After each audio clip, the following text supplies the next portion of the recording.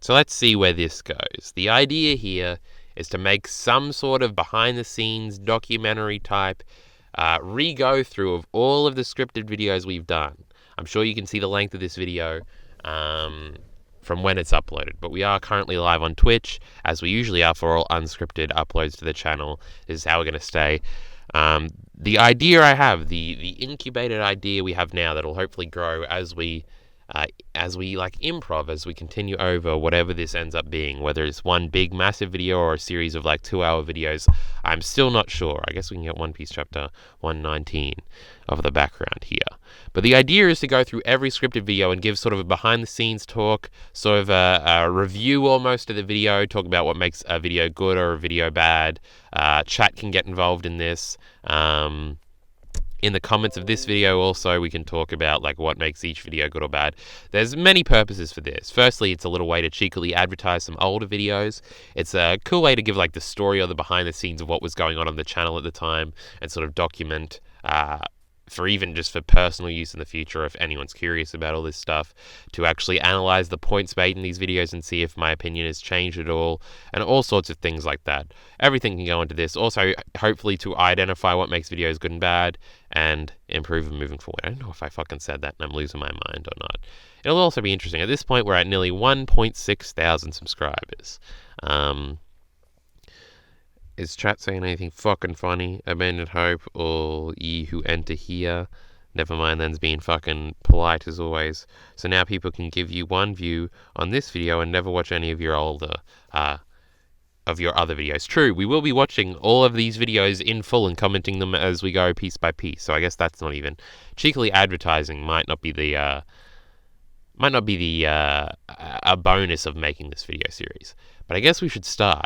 Now, we can't go through every scripted video I've made, sadly, and probably for the better, because some of those earlier ones are pretty rough, even though a lot of you seem to like these fucking Rock and Revy Part 2 and Part 4 videos. What the fuck is going on with there? Obviously 1 and 2 aren't here, because the old channel got deleted. We can watch this. I wonder what I say in this video. I can watch this. This is now privated, because I don't see why it would be up. What the fuck do we say on this video? How bad is like the... Well, we still have the same fucking mic. We've had the same mic the whole time. Welcome to the new channel. Listen to the fucking narration. We have significantly less... We didn't have a stream at this point. Less copyright strikes on our channel. How interesting. Look, I made it flash. That was So cool. if you didn't know, you had to have clicked on this video with this title. Hold on. Am I chat telling me if I'm too loud or too loud or too low? Don't open Showdown. What the fuck are we doing there? No, well, never mind. That's just saying true. Hold on. What did I press spacebar? I didn't stop the recording, did I? Fuck. Get out of here, OBS, you fucking prick. The other channel got deleted. So tell me if it's feeling. 600 support links. in. Here we are, fresh and new. Make it up quickly. I have 11 The subscribers Patreon, last time I checked, before even uploading Twitter. a video, so that's cool. We didn't have a Twitch to shill in the comments. Comments are not supported on private videos. I wanted to check some of the older comments. Everyone was just like, that's pretty sad, bro. I think we had like 18 subscribers that came over. After I announced the new channel. I tried to share this on Twitter, but I guess a lot of people just don't, a lot of people still don't follow the Twitter. I've only got like 100 followers on Twitter. I know, pretty sad, bro. You better help me out. But, some people followed me over. I know Gross did. I think most of the people in Twitch chat are new and did not ever see the old channel. The old channel's name was Entertainment Nation too. Pretty fucking cringe name. That's why the name is Kyle Entertainment now. Just like as a holdover. Eventually, I think I will just change it to my actual name, Kyle, whatever it is. But now Kyle Entertainment works, I suppose. It's a little cringe, but we got to deal with it while we deal with it. On Twitter, people have been... What the fuck do I talk... I posted on the Black Lagoon. So originally, before, it shouldn't take 9 minutes to make this fucking statement. And I just talk about how the Casca video was still planned at this point and everything like that, which was the first video I uploaded to the new channel. So originally, I used to chapter reactions to Attack on Titan and a bunch of other stuff. But the chapter reactions are what I'm pretty sure got the channel deleted, because I got one strike on one chapter reaction. I think it was 114 or 115, like the day before the whole channel got deleted. So basically, the day before I get a strike on one video, it gets automatically deleted and taken down, and YouTube says, you got one strike, fuck you. And then I wake up the next day, it would have been September 8th or September 7th, and the whole channel is just gone. I didn't get any more emails, so I still to this day don't actually know what happened. The channel was just gone. Whenever I try to log in to this day on my computer, on my main account, on my physical desktop, I can't log into YouTube. It says like you've been perma-banned or whatever. So that sucks. So now I have to go onto a different account to upload my videos to full YouTube on my own computer. I can't even go on fucking YouTube and sign into a different account. It just doesn't work. So that's fucked. So I don't know, but I did have other chapter reaction videos where I just showed the chapter as I went through, and I used to show like leaks of them, so it was before the official chapter had come out, so I think that's probably why, more so than me just showing the actual chapter after the fact. Because some people still get away with that. I don't know if they're just treading on thin ice and they'll eventually get fucked.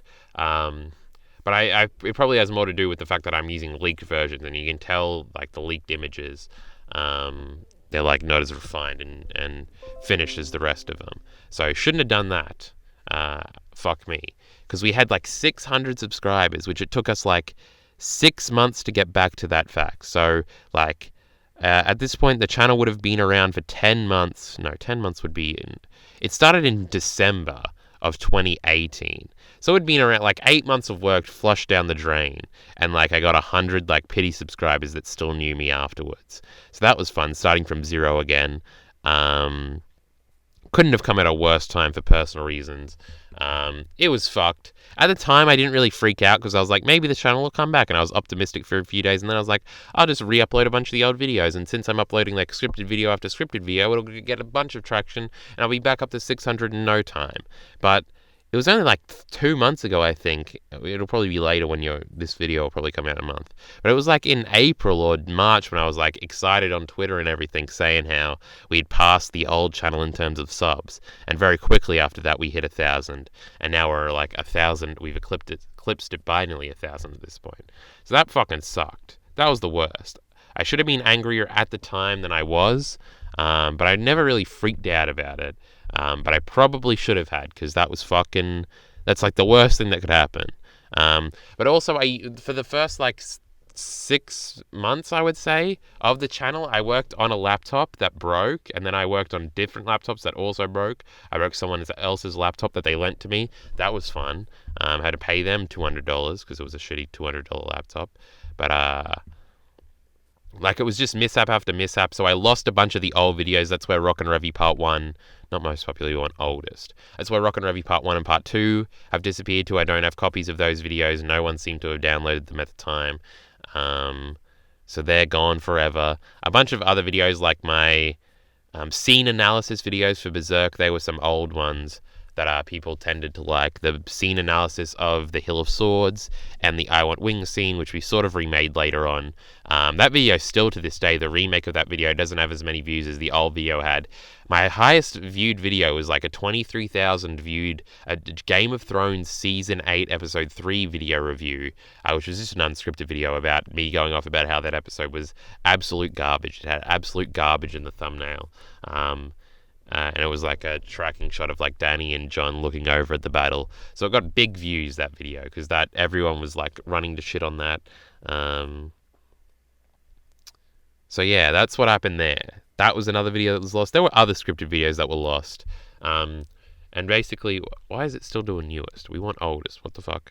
A lot of this, the video, if you sort by oldest on the channel, this is all backstage lore stuff, so if you don't care about this, maybe this video isn't necessarily for you.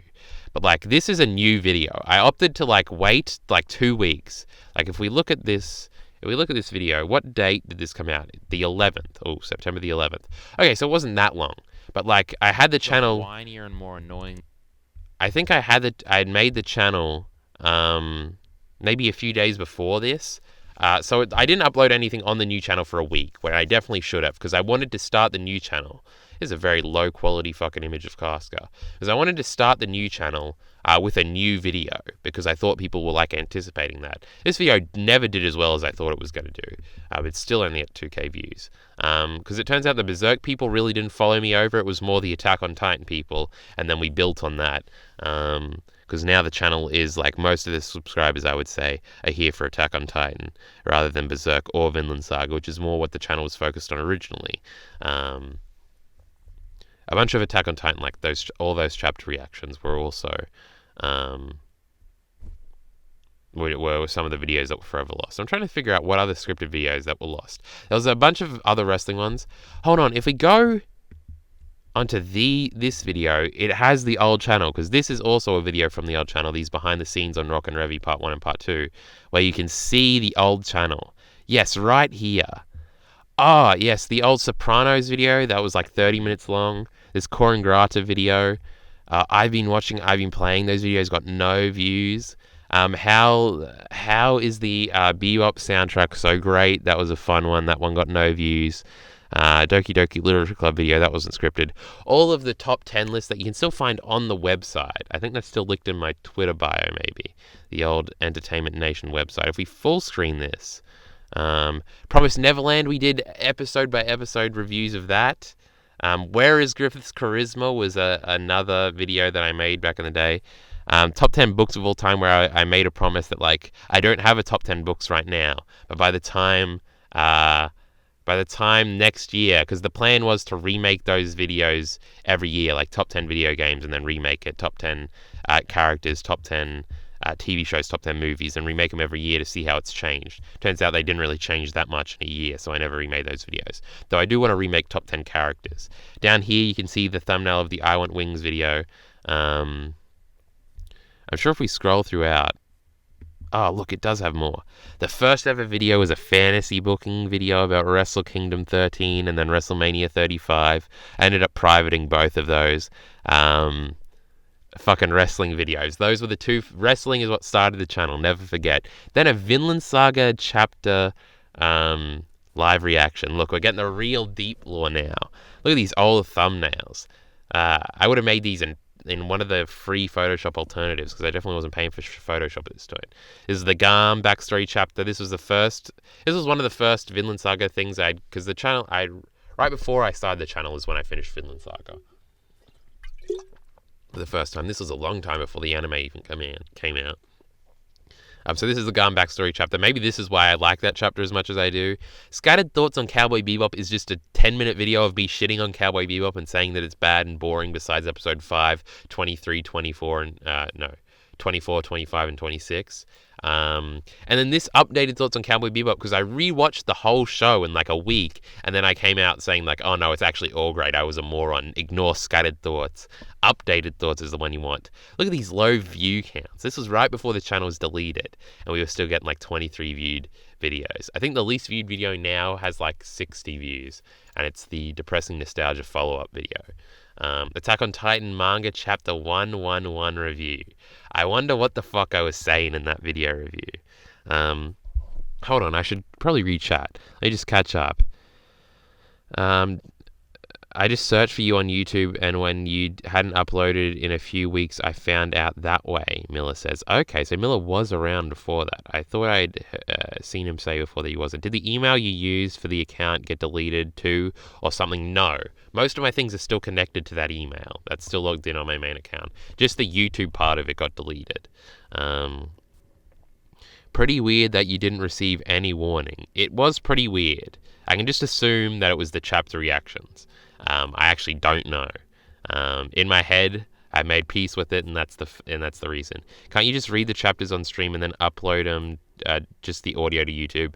Doing chapter reactions suck. It robs you of like the actual experience of reading the chapter, I feel. I'd much rather, and then you also have to wait until you can get to a recording thing, which would be like all day for me, not watching or reading a chapter. So fuck that. Top 10 video games card list is all top tier story games with shit gameplay. I think the top 10 list is still the same. So Last of Us, Pokemon Emerald, Horizon Zero Dawn, Crash of the Titans, the best Crash Bandicoot game. I said Horizon Zero Dawn, I think. Yu-Gi-Oh! Capsule Monster Coliseum, then PS2 Yu-Gi-Oh! Games be the greatest. I don't think Tomb Raider 1 was on that, but it probably would be now. I don't know. My video game portfolio, not that impressive. bunch of Pokemon, a bunch of Crash Bandicoot, bunch of Naughty Dog. Jak and Daxter 1 was definitely on that list, the best platformer of all time. I wouldn't even be surprised, just curious, how much of a reader are you, Kyle? Nothing. Not at all. And the one of mine that says Naughty Dog, he's still mad about Twitter. So that was that. We went on that tangent. So your list is not entirely plebeian. Crash Bandicoot and Jak and Daxter. Well, you just made fun of Naughty Dog. What are you doing? I tried to play Jak 2. I got like 50% of the way and then kind of got bored. Never played Jak 3 though. Jak 1 though, that'd be the first 2 hours of that game is so fucking great. You can just go through them leisurely. Which part were we up to? The Bebop stuff. Then if we scroll up here, we got Vinland Saga. Another Vinland Saga. No, it's the same chapter, but a review this time. So that was probably scripted. Look at this. The Vinland Saga reviews got more than the Attack on Titan ones. Think about how the landscape has changed. And then what happens after Wrestle Kingdom 13 and WrestleMania 35 were just fantasy booking bullshit. I just wanted to talk about wrestling, and still no one will let me. Then the next month is Vinland Saga Chapter 157 review. I've always hated Yumika's scene. I remember gloating about that. Hold on. Like the first few videos. Hold on. I'm talking about all those videos in this. So we did that, and then that's another one. That was the Here's Thorkel moment, Boulder trying to kill himself. Then we've got Vinland Saga Chapter 157 review, top 10 matches of 2018, match of the year. A big scripted video, probably the biggest one I had done up to that point. It was like 30 minutes long. Still a great video. You can still find the list on the website. I also made a 2019 version of that video. But that was unscripted because I ran out of time. And I also made it a top 20 list. God, I remember that list. That was cool. That's good stuff. Predicting Wrestle Kingdom 13 predictions, and the Wrestle Kingdom 13 review. Those never got any views. Unscripted, whatever. Casket Controls Griffith, Berserk Hill of Swords, scene analysis, 4.1k. This is one of the big hitters. Everyone seemed to really like that video. It was probably shit retroactively. I remember writing that video and like writing it outside on my laptop at night. That was some fun stuff. Comparing The Sopranos to Neon Genesis Evangelion was fucking stupid. Attack on Titan Chapter 113 live reaction. There we go, 1.1k. See, these live reactions started getting them big views. Berserk's outstanding cast of characters was not a scripted video, though it should have been. Attack on Titan underrated when that was still like a massive hot take. That was fun. And then again, the thing of doing the reviews after the live reactions, and then the reviews get no views. Look at these thumbnails of just like a bland chapter in black borders. What the fuck? Griffith meets the God Hand. I want wings scene analysis. That had to be fun. Everything past a Hold certain on. point is private. Scroll back up. Please I want to go. see more. These are the top 10. The Sopranos video. There's Hill of Swords. All the top 10 lists, top 10 characters, TV shows, films. Mad Men. I hadn't seen Mad Men at that point. Insane Ramblings. That was just like a weird video where I talked about the Five Nights at Freddy's bullshit and procrastinating. Whereas Griffith's Charisma. The Nuzlocke that I originally started, 158 live reaction. I did a whole Ghost in the Shell film reaction. I remember that. That was probably the longest I ever spent recording up until that point before we started doing streams. I did a whole reaction to Ghost in the Shell movie because I thought reactions were the way. The Dragon Ball episodic retrospective podcast. I also did a Pokemon retrospective podcast that's probably down here. No, it's right here actually. These were long as fuck, where I watched 10 episodes of Dragon Ball, 10 episodes of Pokemon, and then talked about them for hours. It was basically just recap, so it really wasn't good at all. But yeah, that was a fucking meme. And then these were highlight videos from it. Proof Professor Oak is betting Ash's mother. Hilarious. These old Nuzlocke videos got like 6 views apiece, and they were awful and absolutely god-awful. Chapter live reaction again, More Promised Neverland, episode by episode reviews. This was a scripted video. Who knew early Dragon Ball was so great? Emperor Pilaf Saga. So after I watched the first 10 episodes, I continued until I got to the end of the Pilaf Saga and just talked about how great original Dragon Ball was doing. What Did James Say was a scripted video about how James sort of makes an electroshock therapy fucking joke in the Pokemon dub. That's a little weird. How to fix WWE's record low ratings. That wasn't a scripted video either. Why Call Me episode 2024 is the best. Call Me analysis. That was a scripted video. I just didn't edit it. It was a Cowboy Bebop scripted video about episode 24. That was cool. So you're going back to the chat. Mod Naughty Dog, I mean. Well, yes, of course, well, never mind. Then I tried on the last one. Was the best experience in YouTube. Cutscene montage. Wow, Kyle already made this video talking about old videos. This wasn't talking about old videos. This was just scrolling down in the channel. Because reflecting on Rock and Revy is sort of what we're doing here. But on a grander sense. Hold on, scroll back. The James video. Scroll back up. Hold on, we're fucking lagging here. What do we got here? More Promised Neverland stuff, more Nuzlocke stuff. This New Japan Cup video was scripted 33 minutes, 70 fucking 1 views. That's like 10 pages of scripting, a shit ton of editing. I remember editing that all day to get it out the day before the tournament started, making it redundant the day after it came out. Best chapter ever, 1:15. This is the one where Levi beats up Zeke. Yeah, that's why it was good. Rock and Revy Part 1 and Part 2. I forgot Part 1 was 29 minutes. Because this was originally going to be one part, but I was like, I want to get 29 minutes out. So the Rock and Revy videos were less popular than the Berserk scene analysis ones. Berserk was more popular than Black Lagoon on the channel at some point. What happened to those days? Why did I think Gato was a genius for the 2017 New Japan Cup? I think that was also a scripted video. That was the big scripting videos. Scrolling back up further, favorite YouTube channels, that was a meme. We did 3x3s for that. The Curious Case of Promised Neverland was a video about the Promised Neverland finale, 6 minutes scripted. Naruto is better than My Hero Academia, classic meme video.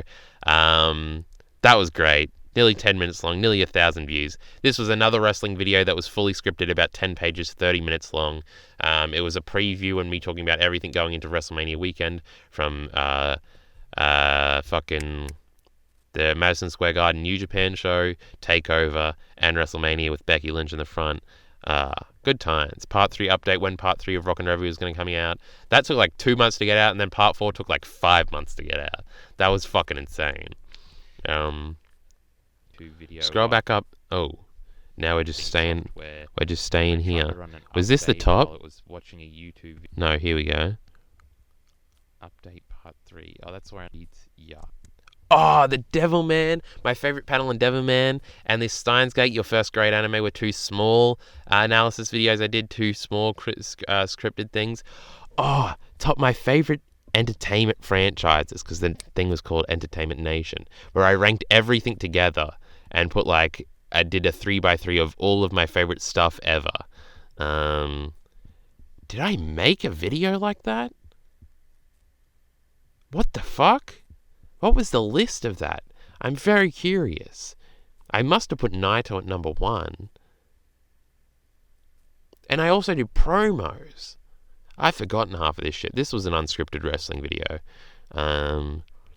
But we had Pokemon, The Godfather, The Last of Us, Berserk, The Sopranos, which is in the middle, which means it's the best. Attack on Titan, Evangelion, Black Lagoon, I'm assuming this is, and Cowboy Bebop. Still a good list. Mad Men would kick something off now, probably Cowboy Bebop, or The Last of Us. I think that's the only thing that's really changed from that list. Fuck me. I can't believe half of these videos. We did Attack on Titan chapter reaction / reread. I think these were stream video. Oh no, they weren't. That was dangerous. I was just reading the chapter and talking about how it was interesting in retrospect. I forgot about those videos. I privated all those videos because they weren't very good. Top 10 promos. Because originally I got a strike. Wait, did I get the first strike months before the channel got deleted? No, I got another one later, because I originally got one and it lapsed like 4 months before the channel got deleted here. We're trying to get our timeline straight here. Because my bright idea was to have Audacity on one side of the screen and then the chapter on the other half of the screen, and therefore that would hoard off the copyright people. This video was great. This Devilman video, I'm thinking about it now. That fucking panel in Devilman is so great. The one where Akira breaks the fourth wall and warns you that some real shit is about to happen and to leave if you're not ready for it. God. And his facial expression is so good. Fuck, that's one of the best moments in any fucking manga ever. Original Devilman is so fucking good. Look at these thumbnails, though. Look at me go. But I remember that. The reread of Attack on Titan. What the fuck was going on there? What was the grand idea behind that? See, Chapter 4. We got all the way up to Chapter 12. No SJWs didn't ruin Game of Thrones. Oh, that was because that was after... Hold on, I want to see... Shitty videos. We'll scroll down here. Go back and see. Because we have an Avengers Endgame review. Pretty good. That's hilarious. Goodread, more chapter reviews, more rereads. Me shitting on the Vinland Saga trailer. I knew that shit was terrible from the trailer. Fucks with me. It only says 13k views here. Maybe it was 13 instead of 23 and I'm remembering it wrong, but this was the absolute garbage video that blew up overnight. I remember going to bed and then waking up and being like, holy fuck. Like, this video just got like 10,000 views overnight. That's unprecedented. Casker of Oldstone, the fucking manga music video we made. Perfect bullshit. And then this one was another one. That one was for the Game of Thrones song. And this one was for the Mars Volta song. I can't believe I made those. But yeah, we're going to scroll down here because I did a scripted video that we later remade on the channel talking about the Super Eye Patch Wolf Berserk video. But ranking every arc in Berserk, which is a video I remade for patrons only. The Vandeminian family video, that was a cool video. A microcosm of Berserk's excellent character writing or something. Fuck. Now all the memories are coming back. How many hours I poured into this shit and now it's gone forever. Fuck YouTube. Give me money on Patreon out of sympathy. What are you boys doing? Oh no. And then this is where we were up to. This was the second Game of Thrones one. This one got 41 views. The next one got 13k. That was insane. Berserk arc ranking, good times. Vandeminian family, I like that video. Again, another announcement about Rock and Revy Part 3 coming soon. Sopranos Best Moments reaction. I remember I did that for that and Game of Thrones, where I just did a reaction to like the best moments to talk about why I loved certain moments from that. Yeah, this is the Game of Thrones one here. Jill and Teresa, the ones Berserk Guts couldn't afford to save. That was an interesting concept for a video. I think this one was scripted. No, this one wasn't scripted, and neither was this one, and they both suffered drastically for it because they were both supposed to be scripted videos. Roderick and Luca, the idea of good, was basically just me talking about how these are like the two most moral characters in Berserk, and Jill and Teresa being the ones Guts couldn't save was just like Guts didn't have a party to save people at that point, and Jill would be in the party, and Teresa might be as well, had Guts been in the proper mindset at that time. Endless tier list, that was a fun video where I just compiled like a bunch of tier lists into one. No one watched it though. The fucking, let me reiterate, best episode in years, because Game of Thrones Season 8, Episode 5 is good.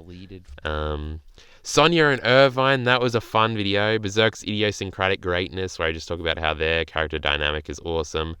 Attack on Titan Chapter 117 reaction, 2.8k. This one only got 1k, that was pretty cool. Thematic Brilliance, another one. Oh yeah, because I talk about it again, because I got blowback for talking about how good I thought that video was, and then I did it again. Or I just spent time doing the thing. A Cersei video. Griffith is definitely the Moonlight Child was a fun thing. I think I missed talking about the Berserk chapter reaction, one of the ones we did before the channel got deleted. There's another one up here. Levi's Infallible is another short scripted video that came out, that I tried to plan to come out right after the anime got to that part. A lesson in setup Revenge Episode 1 pilot analysis. No one cared about this. The corny TV series from my childhood, Revenge. I rewatched it. I remember I spent like the whole next month rewatching the entire series. It was fun for them in a nostalgic perspective. I don't know if anyone else would like it though, Old Revenge. But the first episode I made a whole video on. 16 minutes, that's like 5 or 6 pages. That's pretty cool. This is another scripted wrestling video. The importance of Cody destroying the throne. Cool little moment there about how that was a good AEW moment. The only good AEW moment up to that point. Guessing the G1 Climax 20. I was so wrong in this video. That's unscripted. That's cool though. The best chapter of manga I've ever read. This was chapter 118, I think. Or was this 119? No, this is 118. Look. 118. I said it at the time. I didn't just pull this shit out of my ass. That's fun. I think that's all we have to say about everything on screen now. Oh, now we're scrolling back down. Scroll back up. Predicting the end of Berserk, predicting the end of Attack on Titan. We all secretly love Taichi. Now, these are the videos that start getting re-uploaded on the channel. Rock and Revy Part 3, Season 1 of Revenge Review. I remember doing that. We all secretly love Taichi was a good video. These are all... this one's up on the channel. So is this one. So is Rock and Revy Part 3. So that's cool. This is when I actually get my computer, I guess. Gabby is the greatest character in the series. Oh, 8.1k. Look at us go. Fucking chapter reactions. Gabby shooting Aaron's head off and me yelling about it and how great it is. Siggy attacks the past. Fucking oath to these videos. The Evangelion video that got re-uploaded, Jaeger Master Plan. That video had a bunch of views. Look, it had 2k views. It doesn't have that now because it's completely outdated. But initially, and Carmine fucking commented on it. And then this was another Berserk AMV, MMV, I guess. These were the tier lists that later get re-uploaded with different thumbnails. More Vinland Saga chapter reviews. Maybe a reaction, I can't remember. This was a 120 reaction. 121 was the last chapter we ever reacted to. The wrestling podcast you don't watch, that was me memeing on myself, knowing that no one was going to watch it, me talking about SummerSlam. And the G1, that was cool. This Neon Genesis Evangelion video gets re-uploaded with a different thumbnail. These all have different thumbnails. This thumbnail is now inversed. To have them be side by side looks much better. Hate to say I told you so, but I told you so. Summer Anime. This is where I talk about Dr. Stone, Fire Force, Vinland Saga, and Maidens of Our Savage Season, episode 1s. I guess it was episodes 1 through 3 for Vinland Saga, where I just say Vinland Saga was shit, it was always shit, you're bad, and then I review all those other shows, said I'm dropping Fire Force, and then I watched all of Maidens, and never finished Dr. Stone, even to this day. That was fucking great. And then we're at the top. Wrestling podcast you didn't watch 2, Royal Quest and fucking... Royal Quest. Remember Royal Quest? Look, we had 627 subscribers. We had renamed to Kyle Entertainment by this point. This video had only been up for a week. It had 4k views. The chapter 5, 359 reaction. Is anyone still watching in Twitch chat? There's 6 viewers. Okay. Mia Mafova announcement. That got fucking derailed real quick. We were going to try and upload a video every day, and Rock and Revy Part 4 was the first video. So you only had 244 videos, but this must have been recorded like a day. I think Part 2 was recorded after the channel got deleted, and Part 1 wasn't. I think that's true. I think was this the last video ever on the channel? No, because I got to uploading 121 just. Because this is at the beginning of the month, so a new Attack on Titan chapter would have come out. If we click on... I forgot we could do that. That was actually fun. Hopefully, while we're on stream still, we could still watch the Guts and Casca one. Yeah, we still got 40 minutes for streaming time left. This video is way longer. Me going through the behind the scenes of these videos in like detail about like, do I have the scripts here? I do. What do I say at the beginning? Do I say, well, it's been interesting, bro. Shit just got deleted. No, re-upload from the older channel. It must have got uploaded. Part 2. Literally 3 seconds after I said thanks. Oh, no. I recorded them back to back. I can't see anything else, I don't think. What's going on in this video? I'm just showing Premiere and shit like that. This would have been on the old laptop. Yeah, all the stuff's deleted because I'd moved over to my computer at this point. Look at that editing bay going cool. Audacity. The little MP whatever files. I got that because the behind the scenes for those videos were fun. I do have the scripts. Holy fuck. That shit. I talk about how long they are, right? I think each one of those scripts was like 50,000 words. Look, 45,000 words. Fuck you. Look at me go. Page 57 of 40 of 64. This was the whole thing though. This was the entire Rock and Revy series was 45,000 words and 64 pages. That's some real shit. We got to be back on that grind again. I think I have this still. I could release this if anyone wants it. If they just want to read the parts 1s and part 2s of Rock and Revy. It's not very good. I don't know why everyone likes those videos, especially now when the new one is out. It's got 50k views. But that's cool as fuck.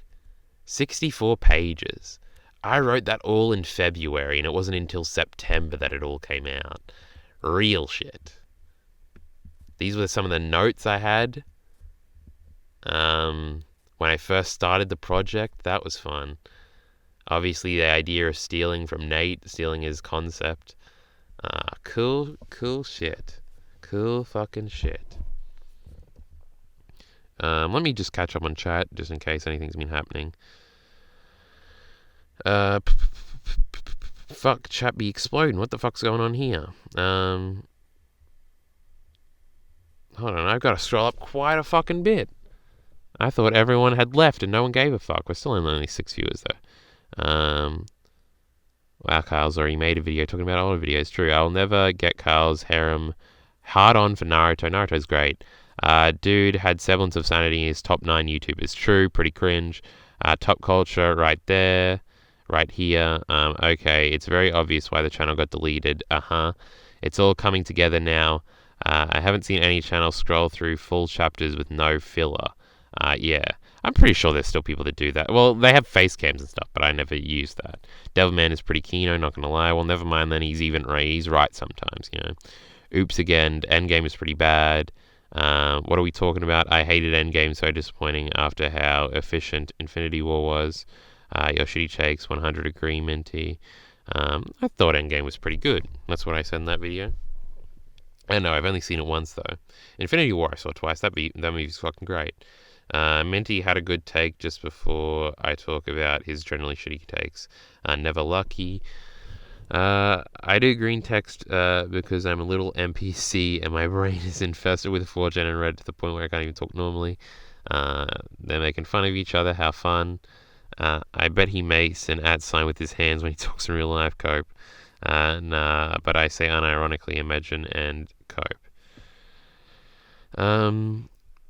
What were the dislikes? What were the dislikes on the season 8 episode 5 video? It was 50-50, I think. It wasn't overwhelmingly bad. Lol, I remember I wanted to ask you to have you continued watching You. Well, never mind then. Wait, You is the show, the Netflix show. Yeah, I watched all of it. It was actually pretty great in certain parts. Well, never mind then, that's actually disgusting. How do you even know what cope means? I just checked the definition, it means what I thought it meant, so cope. You should re-upload some of these, lol. I'm so confused. I'm so confused. Are these screenshots? How have the dates on these videos... how are the dates on these videos recent? Oh wait, it's a screenshot. Oh wait, it's a video, lol. Yeah, what was Minty thinking? My sense of reality had been broken. Yes, we were watching a YouTube video. 45k words. I wish I could give that many fucks about anything. I could write that much about anything. I just don't have the time and don't think it's a wise investment. Not being an NPC, what's that? Minty's programming's glitching. You think there's something worth re-uploading from these videos? Well, if I did, I would have.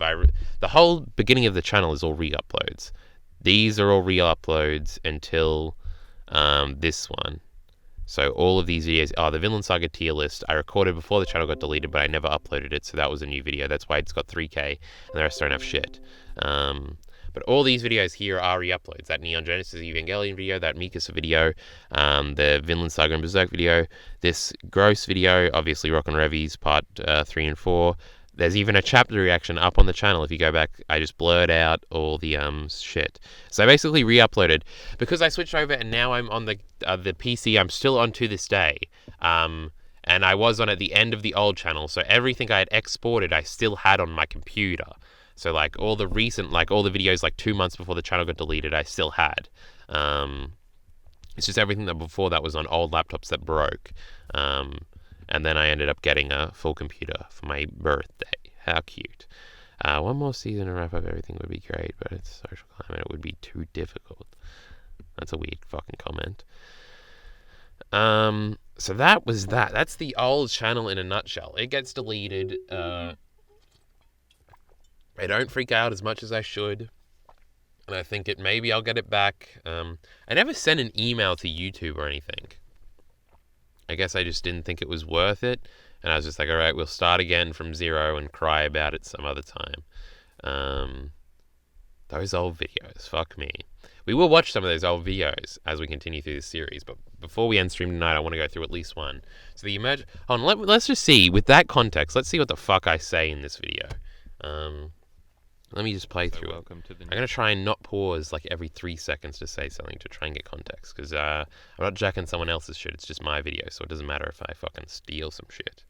Hold on. Chat speak explode. What's Minty saying? Did you actually cry when the channel got deleted? Pussy, bitch, virgin, crybaby, loser, wimp. No, I thought it was going to be fine. I was wrong though. But I thought everything was going to be fine. All right, let's listen. So welcome to the new channel. Things are different here. We have significantly less copyright strikes on our channel. How interesting. So if you didn't know, you had to have clicked on this video with this title. The other channel got deleted. Sad times, 600 subscribers in. Hopefully we'll make it up quickly. I have 11 subscribers. Oh, hopefully we'll make it up quickly. The last time I checked. 11 subscribers. Even uploading a video, so that's cool. On Twitter, people have been fucking... Tell me if I'm too loud, by the way. Don't fuck me over here. I posted... Me as in the meat from the video, or is it too... That editing is atrocious. What? It's flashing. I don't know how I did it. I stopped doing it. That's sad. Does it come off at 720? No, we do have 1080. I wonder if we'll lag if we spin it up to 1080. Come on, don't fuck around out here. Subreddit, and I got a bunch of responses there. Yeah, I did cry on the Black Lagoon. I'm like, I made those videos. If you give a fuck, my channel got deleted, and everybody's like, damn, YouTube sucks. Sharing the news. How are we going on bit rates? To qualify everything, I did not get striked because of Black Lagoon content. I got striked at least. Oh yeah, everyone on the Black Lagoon subreddit thought I got striked for that. From an Attack on Titan chapter reaction, the latest one. Now this has happened. Let's see if my story from earlier in this video and here add up. Computer's going flat though. One time before, I think it was 115, chapter 115 or 114. I think it was the one where Zeke meets Ymir for the first time. Whether that's 114 or 115. That's not a spoiler. Fuck off. Definitely is a yeah, spoiler, I got one but for who that, gives a and fuck? that's when I just had the full. I just have the full chapter on screen, and I'd scroll through it. So then, to remedy this and all the other reactions, I put Audacity on half the screen. Speed it up. It seemed to work fine. I did this for all of them. I did Vinland Saga like this. I did the one Berserk. Oh no, the two Berserk chapters that we've done this year. The two that have come out this year.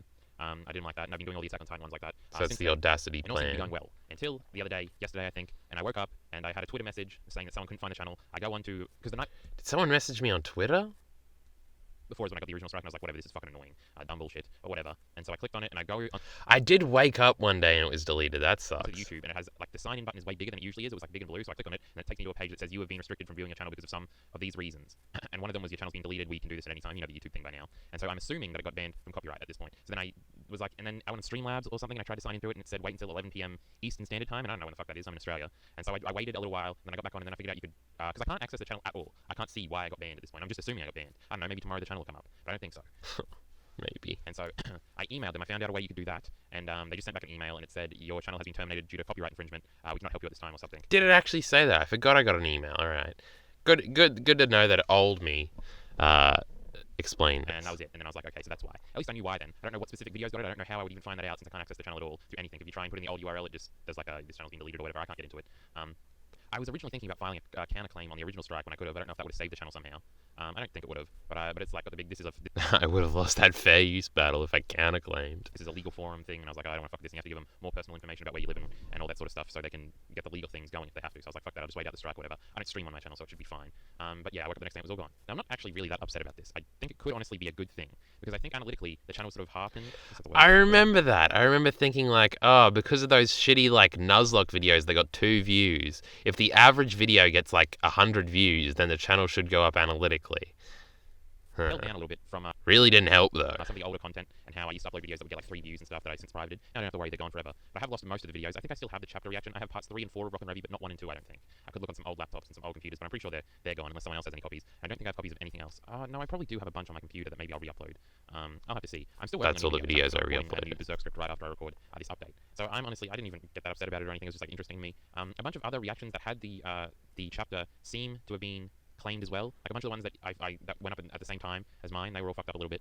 But there are still some out there, but they have limited views. And obviously, like, Rogers Base, who does chapter reactions, has always never shown the images on screen, but he has brand deals and stuff like that. He's like 100k subs or whatever. So that's from him. And now Andrew does it, but his videos are really long live streams where he sort of slowly scrolls through it. So I think maybe that might have something to do with it, because like if someone were to manually check if they, It's probably just because I uploaded them so early. I think it was the leak shit. They might just like go past. I don't know. And it can't. I was thinking that maybe it was because the official chapter hadn't come out yet, and they were trying to quell all leaks. But obviously to get 3 strikes, No, I even knew that. there would have had to have been 2 other videos that got striked. That's actually true. And therefore, I'm assuming they were other Attack on Titan chapter reactions, because that's all that it's ever been in the past. And everything else is just an infringement. Like, if you put a song in your video, it'll just get an infringement. That happened on a majority of my videos, because I use all sorts of music in more of the edited content. And I never got striked. It would just claim the video, which I was fine with, because I wasn't monetized there. We are now, bitch. At all, so you have to have 1,000 subs to be monetized. Oh! With me, but with the Attack on Titan things, it was an instant strike, so fuck me, I guess. So we're going to be picking things back up here. I'll see about what I can re-upload and when I'll do it. I probably won't do it all at once, because that'll be bad for the analytics.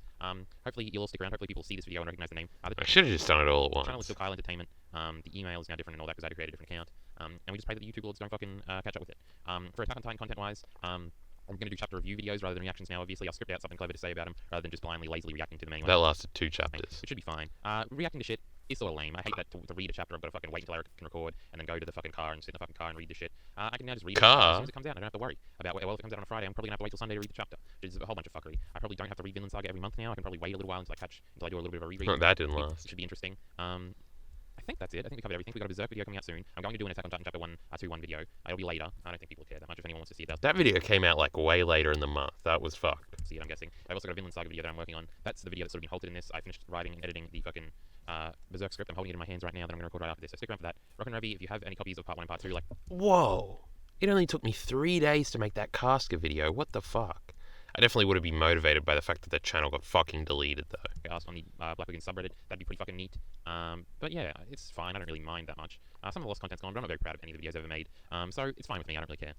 Just as a new channel, spread the word. Sharing the video would be helpful. Fucking Patreon dollars would be even more helpful. But you know what I mean? I really just the 600 subscribers is what fucks Fuck, I should have opened with Patreon money. I'm dying. me the most. I'd say getting to that 1,000 monetization is a difficult. But I wasn't making any money on anything. Hopefully I'll make this Berserk video and it'll get reasonably popular reasonably quickly, and it'll help like the analytics of the channel immediately. Rather than me gradually making wrestling videos at the beginning and sort of fuck the channel immediately in terms of views and then transitioning. Hopefully I can keep it mainly on scripted content. Now that I'm not doing reactions, I don't know about everything else. That was sort of the laziest content. We'll have to see what the fuck goes on. Interesting times, interesting place. Support links in the description below. Please subscribe. And with that being said, thanks. Hey, we still have the same fucking outro. Well, what the fuck was that? We learned something new, I think. Hey, why did I open it again? That was stupid. That's just the same comment. Alright, maybe we should fucking watch this goddamn Casca video then. That editing is atrocious. Oh, I have seen this video. You either do 1 or 2 times the male. Why not 1.5 or 1.25? Because fuck that pussy shit. We're on 2 fucking .0 out.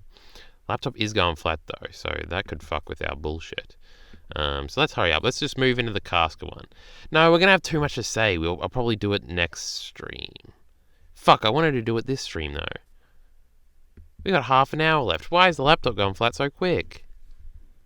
Fuck you, get this search thing out of here. I don't know why that came up. I'm trying to turn the brightness down just in case. There we go. Why is it still at that much? We'll deal with the fucking brightness, right? Let's see this fucking Casca video. It's at 30%, right? I'm just not going to piss because that would take too long. It's probably because I put it on... Oh, it is still on 180. So this was the brilliant idea, was to make a big Berserk video because that's what I thought people cared about. Turns out people only cared about Attack on Titan. It'd take us a while to figure this out. So I was like, a big Berserk video, so then it'll get the big views, and then everyone will be back on the channel. Everyone will know because everyone will see this video. And it got like 200 views, I think, when it first came out. If that. It's only now got up to 2,000. Out of the scripted videos, this is probably one of the least viewed ones. We just look over here, 6.7. 3.1 even for this old re-uploaded video that I think immediately eclipsed it. Another Berserk video, but it had Vinland Saga as well. Old Aaron videos, all that bullshit. 53k, of course. So, this video got uploaded. I want to go through like the behind the scenes, how we edited certain things. We'll read comments, talk about reception to the video and all shit like that, I think, as we go through the video. Fuck that pussy shit, impossible. Girls don't poop. And certainly not ahead of the vagina. Definitely true. This series is going to be every stream for the next year now. Well, we got to do Hunter and One Piece bullshit before it. And Millie is supposed to give your expert opinion here because it's a Berserk video. So, the conceit of this video is pretty obvious. It's a video about Casca being the best character in Berserk. It's mostly about the sex scene and how that's the best scene in Berserk, even though it's not. You'll soon see that because as of recording this, on the 17th, we're soon to come out with a top 10 Berserk scenes video, a top 10 Berserk moments video. I even say in the comments here, re-uploads coming soon. Stick around for more Berserk content, plus some Attack on Titan and Vinland Saga videos next. Best female character, great video. We'll talk about these shitty fucking comments in a second. Like to dislikes, pretty fucking great. 4 dislikes, 126 likes. It's basically always had this.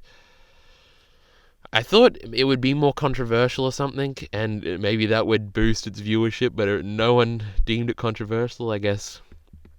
I know not everyone thinks Casca is the best character. I know that's a pretty spicy opinion. I think most people would think it was either Guts or Griffith before Casca, but here we go.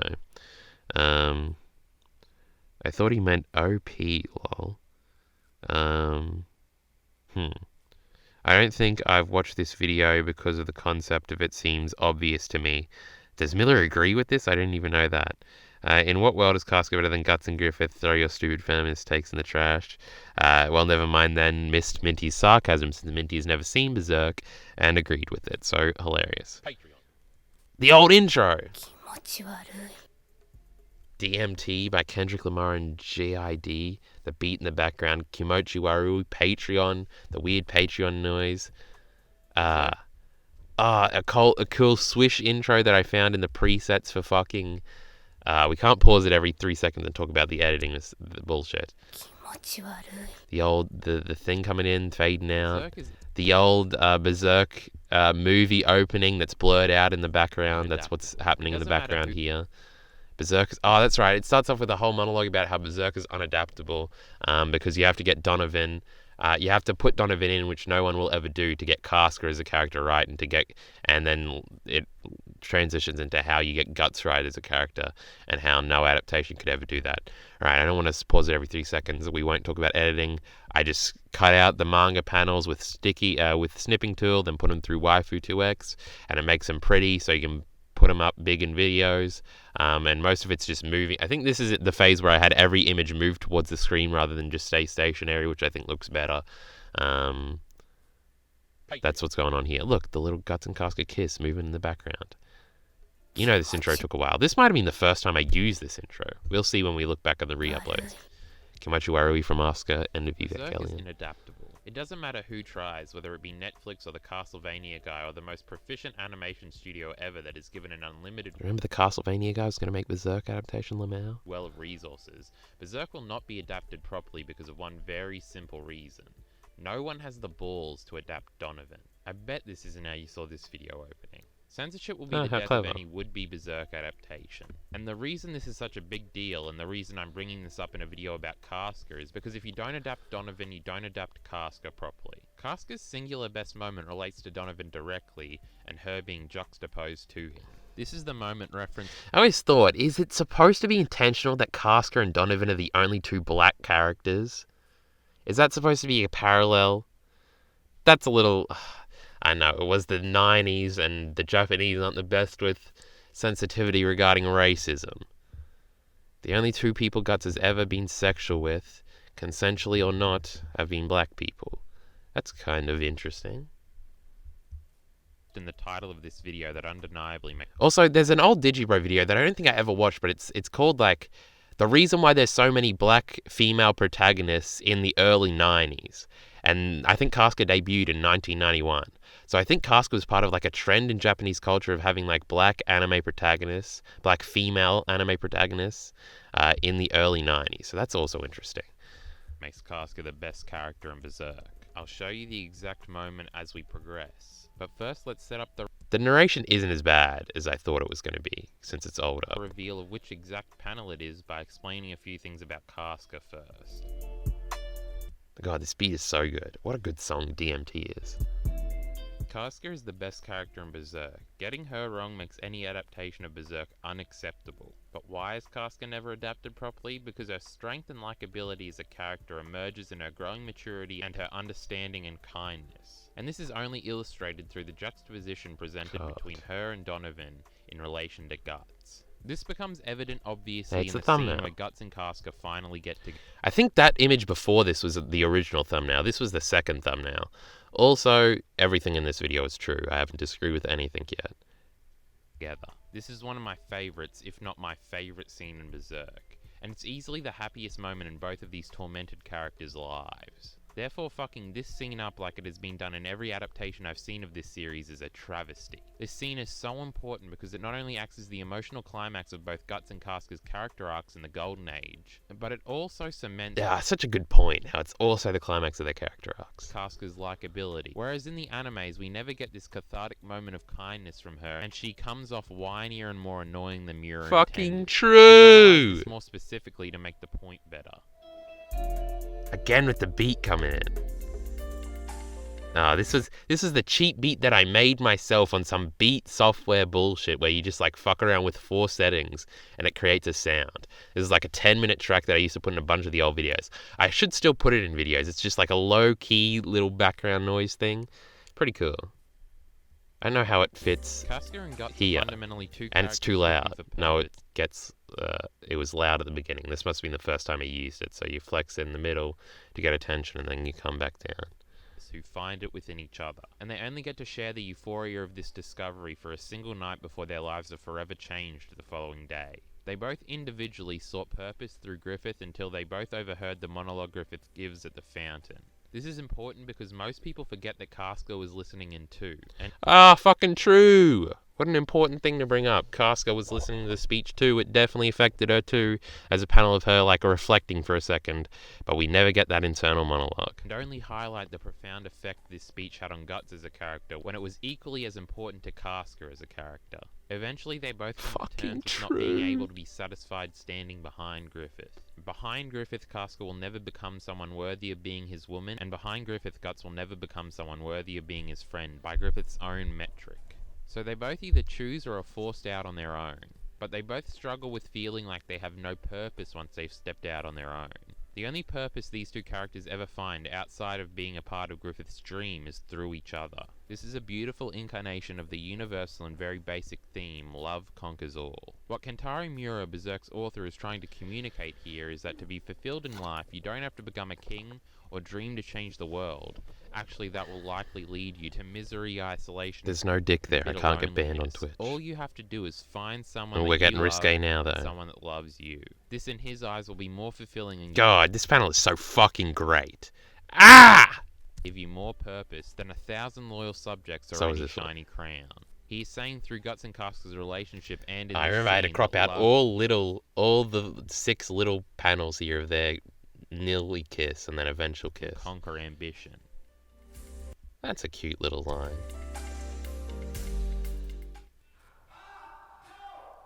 The music inclusions. That was a big car seat headrest fucking phase there for a second. That's what's being said through Brink Life and Death. I've been listening to that song for a fucking year nearly. Jesus Christ. Beach Life and Death. This is another great panel with the little fucking things here. But what does this moment mean personally to our characters, if we remove all the subtext and DMT comes back in from it all? And why does this specifically make Casca undeniably the This panel did not do well going through the image scaling software. They both look a bit dopey here. Best character in Berserk and not say Guts? Well, this scene is where both of these characters realize everything I just explained, both in themselves and in each other, and it's great. I now think I better understand why I think she's better than Guts now, but we'll talk about that at the end. After Maybe. accompanying raiding party I can't remember what I say here, so maybe I do make a better argument than I've been thinking about recently. and getting the reunions out of the way, Guts and Casca head off to talk privately, not knowing entirely what this will lead to. Casca turns her feelings into an attack and then regrets it when she actually hurts Guts. They have a tender moment and then she outrightly states that she's put her dream of being with Griffith behind her, knowing that it's a lost cause at this point. God, what a good panel. She gives up, thinking that she has nothing. God, the panel structure in left to Berserk live is for, so and fucking collapses from all good. the pressure and nearly falls to her death. Sometimes you're just reminded Berserk is better than all this other bullshit. Only for Oh, this to one prove her too. wrong by saving her from falling. Not only is this a direct parallel to the last time they fell off a cliff together, Ah, but it's even both skinny, this look. is also Guts demonstrating to Casca that she has some value to him and to this world, because he didn't just let her die. Now realizing that someone cares about her enough to save her life, she understands she has value outside of Griffith and realizes her own feelings for Guts as she caresses the wound she just gave him, which leads into the pit. This sex scene is structured so we understand what this event There's means no for nipple. both characters. We get internal monologues throughout the scene from both characters so that we understand explicitly what this moment means for both of them and No, the chapter's called Wounds. how important this moment is for both characters' lives. The scene is also quite long, stretching over several chapters. This scene is not just a hey look, they finally got together moment. Sparks from the sword tip, ha ha ha. This is the climax of both of their character arcs, and in Casca's case, This even, it's cute. It works so well because it's a little cringy. I want a wound from you too. the only character arc she's ever had. We spend a lot of time True! This is the fucking sexiest panel I've ever seen in my fucking life. here because Mura wants you to understand the levity of this dual character moment. We start the scene from Casca's perspective. It's bookended with Casca and then Guts is the middle part. Because fuck him, he's not admits important. at the beginning, as we are given an internal monologue from her, that at the snowy pit Oh, it's so good when you finally get the Casca internal as monologue. Guts left, her admiration for Griffith shifted from him to Guts. She couldn't take her eyes off him as he courageously walked away from comfort to pursue his own path. In that moment, he didn't console Griffith and run to his side, she just watched Guts walk away. She describes the moment here as feeling like her there's old nothing. feelings for Griffith became lies in an instant. And those feelings for Guts, her true feelings, hold up in this moment. Guts in this moment can give her what Griffith never could. Equal standing and requited love. That's Casca's motivation behind this. Guts is more valuable to her in this moment than Griffith. She had no real worth to Griffith besides being God, a good that's such a good soldier, panel but as to Guts, well. as we have learned over Oh, the and last so is 20 that one. years, she can be everything. We then That was a good point. transition into the bulky Guts portion of this scene. He also shows his maturity, kindness, and understanding in this scene when he Look at my 8th censorship here. recognizes that Casca is insecure about losing her womanhood due to her time as a soldier. He quells this fear Oh, I forgot I put Mojo Pit in the background here. And the music does swell. This is either going to work well or be really cringe. in her, culminating in this adorable panel. This moment is actually Guts' equivalent Mojo to what we come to Pin. know as Casca's undeniable moment that makes her the best character in Berserk. Here he accepts and understands Casca's insecurity and vulnerability in the moment, and makes her comfortable in her own skin as exactly who she is. This will be given back to Guts in this scene tenfold. We then get some quick internal monologue from Casca where she realizes that in this moment of climax that her feelings for Guts in this moment aren't fake. Like she says her feelings for Griffith turned out to be. These feelings seem to be the real deal. Things take a turn for the worse when Guts loses control of himself midway, and it seems Mura is going to rob us of even this happy moment. It's such a good Guts fucking... freaks out internalizing his previous experience onto Casca. He mentally positions Casca as the younger version of himself in the Donovan situation, and suddenly I think this is as graphic as I all the show. memories start coming back. He starts chasing her as he comes back to reality emotionally Hey, it's Guts' hands. distraught. He lets go and lets out a mad rant summarizing his entire depressing childhood for Casca to hear, as he talks about killing his father and being sexually abused. This is the most insecure and vulnerable Casca has ever seen Guts. God, look at Casca this is the man. first and only person he's ever shared these traumatic memories with. I fucking had to cut it because I wanted to time it to be the climax. This is his Ugh. deepest and darkest secret that he seemed to have successfully The song, repressed that is. until this uncontrolled outburst. And suddenly Casca has all the power in this scene. Guts apologizes, Good saying that point. he has done a terrible thing and turns to run away embarrassed, thinking he's forever fucked up this maybe once-in-a-lifetime chance of happiness for him and Casca. Guts has then seemingly ruined this unique moment of love and acceptance between these two characters, but then Casca has that undeniable moment. Casca reciprocates Guts' previous reinforcement of absolute understanding and acceptance and It was embraces okay. him in a The far more music dramatic... cue I'm talking about. Another ace censorship thing here. Okay, Also, right. true! Just this image portrays everything I would look to explain in this video, and it's all impossible to fully appreciate if Guts doesn't freak That is out bull, because of so his very don't tell blatant anybody. history with sexual abuse. So without Donovan, this moment can never be properly adapted. Ah, the tie back in. Isn't that clever? And therefore the rest of this scene doesn't have the emotional and climactic weight it has here in its perfectly preserved manga form. That's why Berserk is unadaptable. Casca then explains that for a while But's okay. Guts has known all of her secrets and that they are now even. They now both understand just about everything about each other and love each other because of it. They're equals. And then things pick up again. I want a wound that I can say you gave me, and it's the hottest and cutest thing you've ever seen. We then get Casca's final God, that was loud. internal monologue of this scene. She realizes that maybe in this relationship with Guts she can find some worth and fulfillment by not just being given support, but to be supportive in return. To Griffith, she was just a little girl following him around. But God, with she Guts, really she's does look giving young in something that of one equal shot. value. That's why her feelings with Guts aren't lies, because they give her actual fulfillment. She's here now with Guts as an equal, giving and receiving in a healthy relationship, which is all she seemingly ever wanted. Then the scene entirely wraps up. God, with what a single fucking page from Guts, page. where he explains that as he dozed off, he remembered a happy memory from his childhood, as he nursed. Because him he's into over the point trauma. Gambino had given him. Ah. This shows that through this experience with Casca, he has overcome his traumatic history, both sexually and emotionally. He has overcome the fears of his past and can now remember the good, healthy memory. Ah, it's actually the song DMT now instead of the instrumental. That's sort of clever. How, Jesus Christ, I'm asking for a copyright strike. I'm playing a fucking Kendrick Lamar song. From his childhood. He successfully put the bad times behind him, and this is perfectly represented by the fact that he is not sleeping with his sword in this panel. Ah, good point. True. Guts has slept with his sword thinking it would protect him and make him forget, but now he sleeps only with Casca in his arms. She has replaced his sword, and obviously metaphorically here, Casca represents love. Therefore, this panel and this scene overall reinforce the message, love conquers all. It's not so dark and nihilistic now, is it? With that context, let's see that undeniable moment again. That was just an excuse to bring the fucking music back in. Well, that's it. That's the first video on the new channel, the first proper video, hopefully. If you're from the old channel and you really like the Berserk content, I want to see if I give any more context for the channel getting deleted here. If you're new, entirely new, click the subscribe button. I got all the support links in the description below. Patreon, Streamlabs, all the other things. Twitter as well. It's been a period since the old channel got deleted for notorious reasons. I made a whole video about why if you want to look into it. But hopefully we can start afresh here with another great Berserk video. Or maybe not. There will certainly be more Berserk content down the line. Or maybe not. Subscribing would really help out the channel. I'm trying to get back up to the subscriber count I had in the past. I capped out at about 600 and I hope to make the 1,000 for the monetization purposes. If you want to support, you know where to go. Support links in the description below. We got there eventually. Thanks. Well, that video was pretty fucking cool. I don't know, chat, tell me I have to piss more than I've ever had to piss before. Should I go over chat now, or should I cut the part in the YouTube video and then come back to it? No, we'll read chat now. Where was I up to? That was the first video. That was pretty fucking good.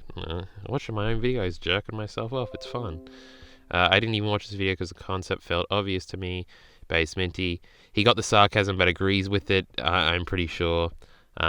He's too much of a Redditor. Oh, I'm well aware. Asker ASMR makes me cool. Minty says true. You still have the worst logo out of any YouTuber I watch. Well, that's because I have to make it because I can't pay people to do my shit.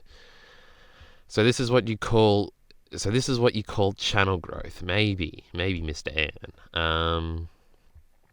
Remember when the Castlevania guy said he would skip the golden age? Did he? I don't remember that. They might both be Kushin or something. I guess he's talking about Donovan and Casca then. I don't know. There could be just a different country of black people as well. They don't all have to be from one country, Miller. Shake my head. And then Minty yells cuck. I'm not sure what at. Casca black, Donovan black, how? Donovan maybe? No, we've seen Casca's parents. You gotta love the music transitions that's louder than the rest of the audio Lamau. Yes, my favorite part's in editing always. And he still thinks the music is cool. Definitely is. Oh no, Carl said animes. I did catch that. I was like, What do you say? The two Berserk anime instead of animes. Waiting to change the world will make you miserable, so get a wife and be content. Such a lib take. It's the Berserk take. I didn't say it was my take. Well, I think it's up for interpretation if Griffith has the same criteria for someone he loves as someone he can call his equal. I wouldn't really say Casca wants to be Griffith's equal like Guts does. Well, never mind. That says facts. This video is good, but a little too much of a recap. Well, you have to recap to a certain point. I don't know. I feel like there was plenty of points being made in there. Kyle, this video ties perfectly with what you said the other day on over-analysis. Like Miller said, isn't it this video a bit of a recap? I mean, for people who understand this already, the video is nothing new. Well, any video where people already understand something, it's obviously not going to be anything new. So that doesn't really mean anything. Just the phrasing and the way it's laid out and just explaining why it's the best moment, I think it's pretty fine. I don't think there's any recap really besides, like, it doesn't say, well, it starts this one day when they go and do this. It's actual analysis at every point, and putting everything into context. I don't really think there's anything wrong with the fucking video, besides, like, the general complaints about everything. The microphone could be better, the narration could be better, the editing could be better. But, like, scripting-wise, I don't think I would change anything. I think it's pretty tight and concise. It's only 11 minutes. There was multiple points where I was like, oh, yeah, that is something I think. And that is something that's great. So, yeah. If even I've forgotten about certain points that make it this good, I'm pretty sure someone else will get something out of it when it's not even their opinion.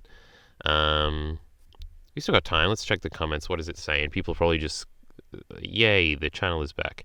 Old Gross, he was one of the people that's followed me over. Any chances you'll re-upload your reactions, or is it too risky? I will upload the audio over the next few days. Cool, looking forward to it. So that's got nothing to do with the video. Best female character, great video. Shut up. Awesome analysis, also my favorite moment in the whole series so far. True. Well, I never considered Casca completely wiped out Guts' sexual trauma. That is a fucking... mighty point. Also, we do see Casca's reaction to Griffith's speech. Yeah, isn't that something I say in the video? It just comes many chapters later in Volume 9, right before she attempts suicide. Well, that's in the fucking video I was talking about. Casca was telling Guts she realized she could never be Griffith's woman. That's in the video. I don't know what old Edward over here is talking. Head aim my thing. I don't know what the fuck he's talking about. Great video. Look at me hearting compliments. I don't do that anymore. I watched 10 videos, and after that I find this one has one of my favorites and made me subscribe since I'm actually interested in your points of view. Well, isn't that lovely? Watch it again. Great video. Look, Edward's coming back twice. I've been looking forward to this video for weeks now. Glad you came back. Who is this? Where did they go? They were from the old channel. What the fuck? You didn't actually need to show the act with Donovan to make it clear what happened. I hate this fucking opinion. It's the dumbest thing I've ever heard in my life. I don't think it's inconceivable that another adaptation could show Donovan. That's to be determined, I guess. I really hope whatever the next adaptation happens, it doesn't start with yet another golden age. Look, it was something Miller said already in chat. Well, I disagree with the first part entirely, but that doesn't matter because I don't like adaptations as a principle. True! So I hope there's never another adaptation of Berserk or any other manga into anime ever again. Donovan was in the 1997 Guts anime via the dream sequences. Not true. Oh, it's Savage, an old 4-month-old Savage thing. That panel is less of a parallel to Donovan and more of a parallel to when Guts hugged Griffith in the river. She was having a breakdown similar to Guts. Wait, how have I never thought of that before? Also, I wasn't talking about that panel. That panel isn't a parallel to Donovan at all. I never said that. How did I never actually think about that until this moment? That Casca also hugs Griffith like that. It's definitely different. She's like a annoying little girl when she does it to Griffith, and now she's a big girl woman now. So emotionally they're way different, but holy fuck. Look, Savage made a good point. What the fuck? Still searching for a chibi Berserk reviews are way better. Holy shit, this is one of Savage's alts. This is one that Savage alts as now. I see this one before, Rotten Camel. He's always trolling with this one. I didn't know that at the time, but I know that now. This dude and this dude are the same person. Very great job analysis. Holy shit, we gotta fucking end the stream real quick. So that's gonna do it for part 1. So I'll say goodbye to the YouTube audience, then I'll read the rest of the chat and then log the fuck off. So YouTube audience, you'll see us again in 3 seconds because this isn't the end of the video, and we'll probably watch another one. But for stream, this is it for today. And here we are back, a second for you. I think it's been like a week and a half for me since I recorded any of the last things. But I have notes from this video because last time we really just watched the video. I yelled true a few times. Most of the first part there was, I guess this is still part of the first part on the YouTube video. Well, I don't know. Maybe I'll cut it up and fuck it all up. Who knows? But mostly I just watched the video and said true a bunch, and then we talked about the old channel and how, and sort of the behind the scenes stuff, which is stuff I want to include. I really didn't talk about the video or whatever, and I want to sort of use this process to figure out what makes a good video, and things like that. So in chat, because we are streaming on Twitch while we record this, which will later be uploaded to YouTube, I'm sure they're saying some bullshit in chat now. They actually aren't, so shame on them. But Miller said at the end of stream last time, his criticism of the video was that it was too much recap. Here we say fuck you to him, as we always do. And then I outlined the points being made in the video. And then we'll talk about, well, never mind then's criticisms as well. For this video, I think it's pretty good. I'm pretty confident in standing by everything I say in this video. I think it's pretty good. I think it makes a bunch of points that I still believe, and I think original points to make. So the points being made in the video, Berserk will never be adapted properly because of Donovan. And I thought this was always I thought this was going to be a negative against the video because it really doesn't tie into the end, but it really does tie into everything said in the video. So everything in this video is like on topic. It doesn't really start in like shift, which is something I do sometimes because I don't really plan the structure of videos out too much. Usually I just sit down and I write a draft and then I edit the draft and keep most of the points and the steps in order there, and don't really think about it too much after that. I know Casca is my favorite character. I know I want to talk about this scene, and I know I can tie Donovan's stuff into it because you need Donovan for this scene to be good because of the guts breakdown and then Casca embracing him. Like all of that works in the video. And before I write a script, I'm going to know that those are the points I want to hit on, but what order I bring them up in and how we do it, and just the order and the structure of the video is usually not thought out beforehand, because I probably don't know. And as you write, obviously the ideas get more realized in your head, and you more so agree with what you're saying as you continue to reason them out. So the points being made in this video, we talked about this. Berserk will never be adapted properly because of Donovan, because people are scared to adapt Donovan because obviously it's a child rape scene, and in animation it's a lot more frightening, I assume, than the manga. And in the manga you can get away with still images. Animating it would be things, and getting them, and obviously animation laws are much stricter, I think, and what you can get away with because you're not just in a magazine, you're in like a TV audience. So there's a whole bunch of shit there for why they'll never do that, because they'll never do that regardless of the reasons why. Therefore, like the Golden Age arc will never be done justice like it should be, because the manga will always be better because it has the balls to adapt that stuff. Therefore, Guts and Casca's scene isn't as good because of Guts' lack of breakdown, which means Casca doesn't get the embrace moment.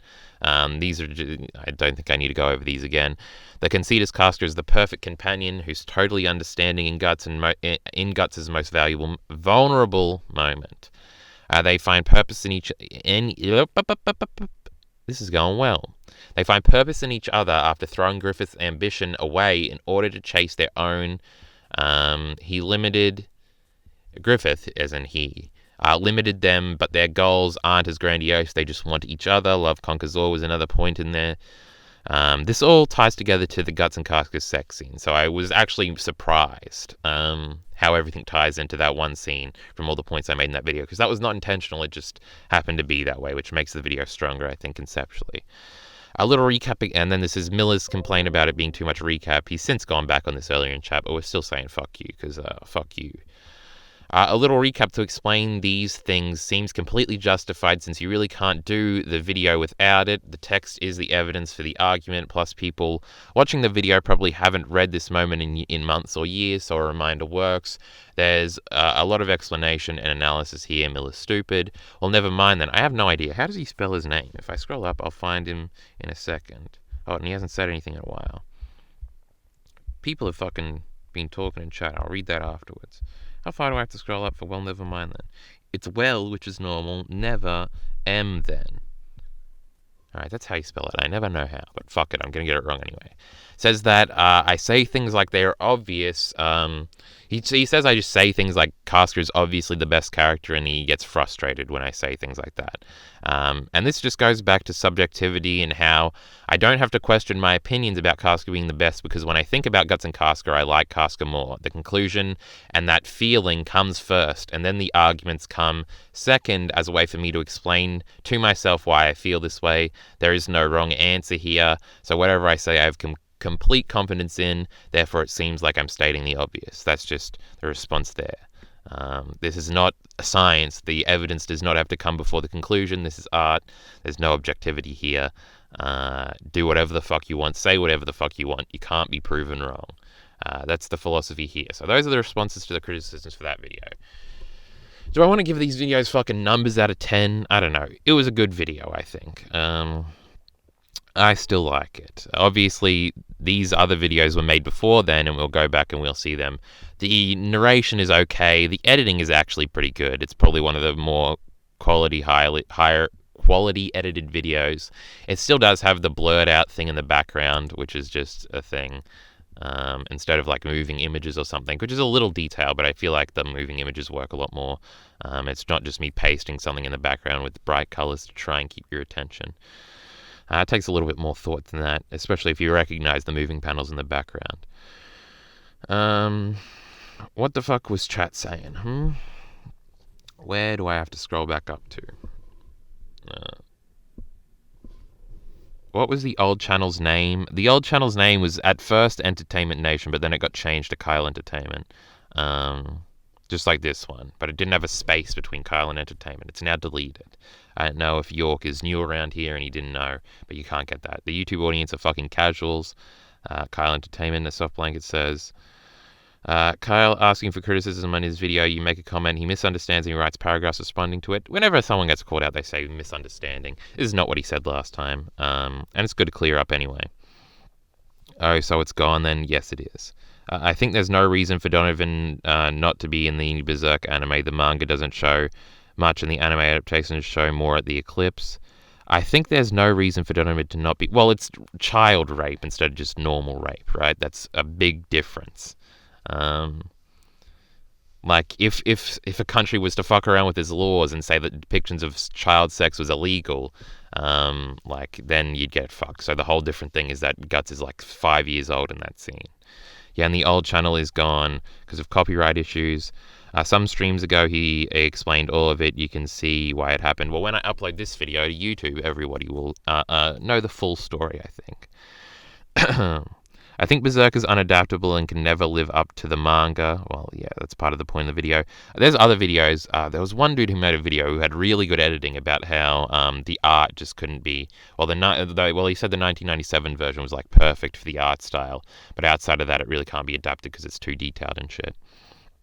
I was talking about the Berserk anime and the possible attempts at another adaptation, yes.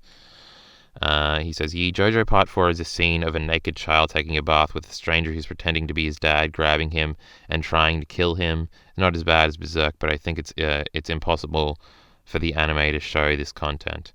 It's not impossible, again, it's just, I don't think it ever will be.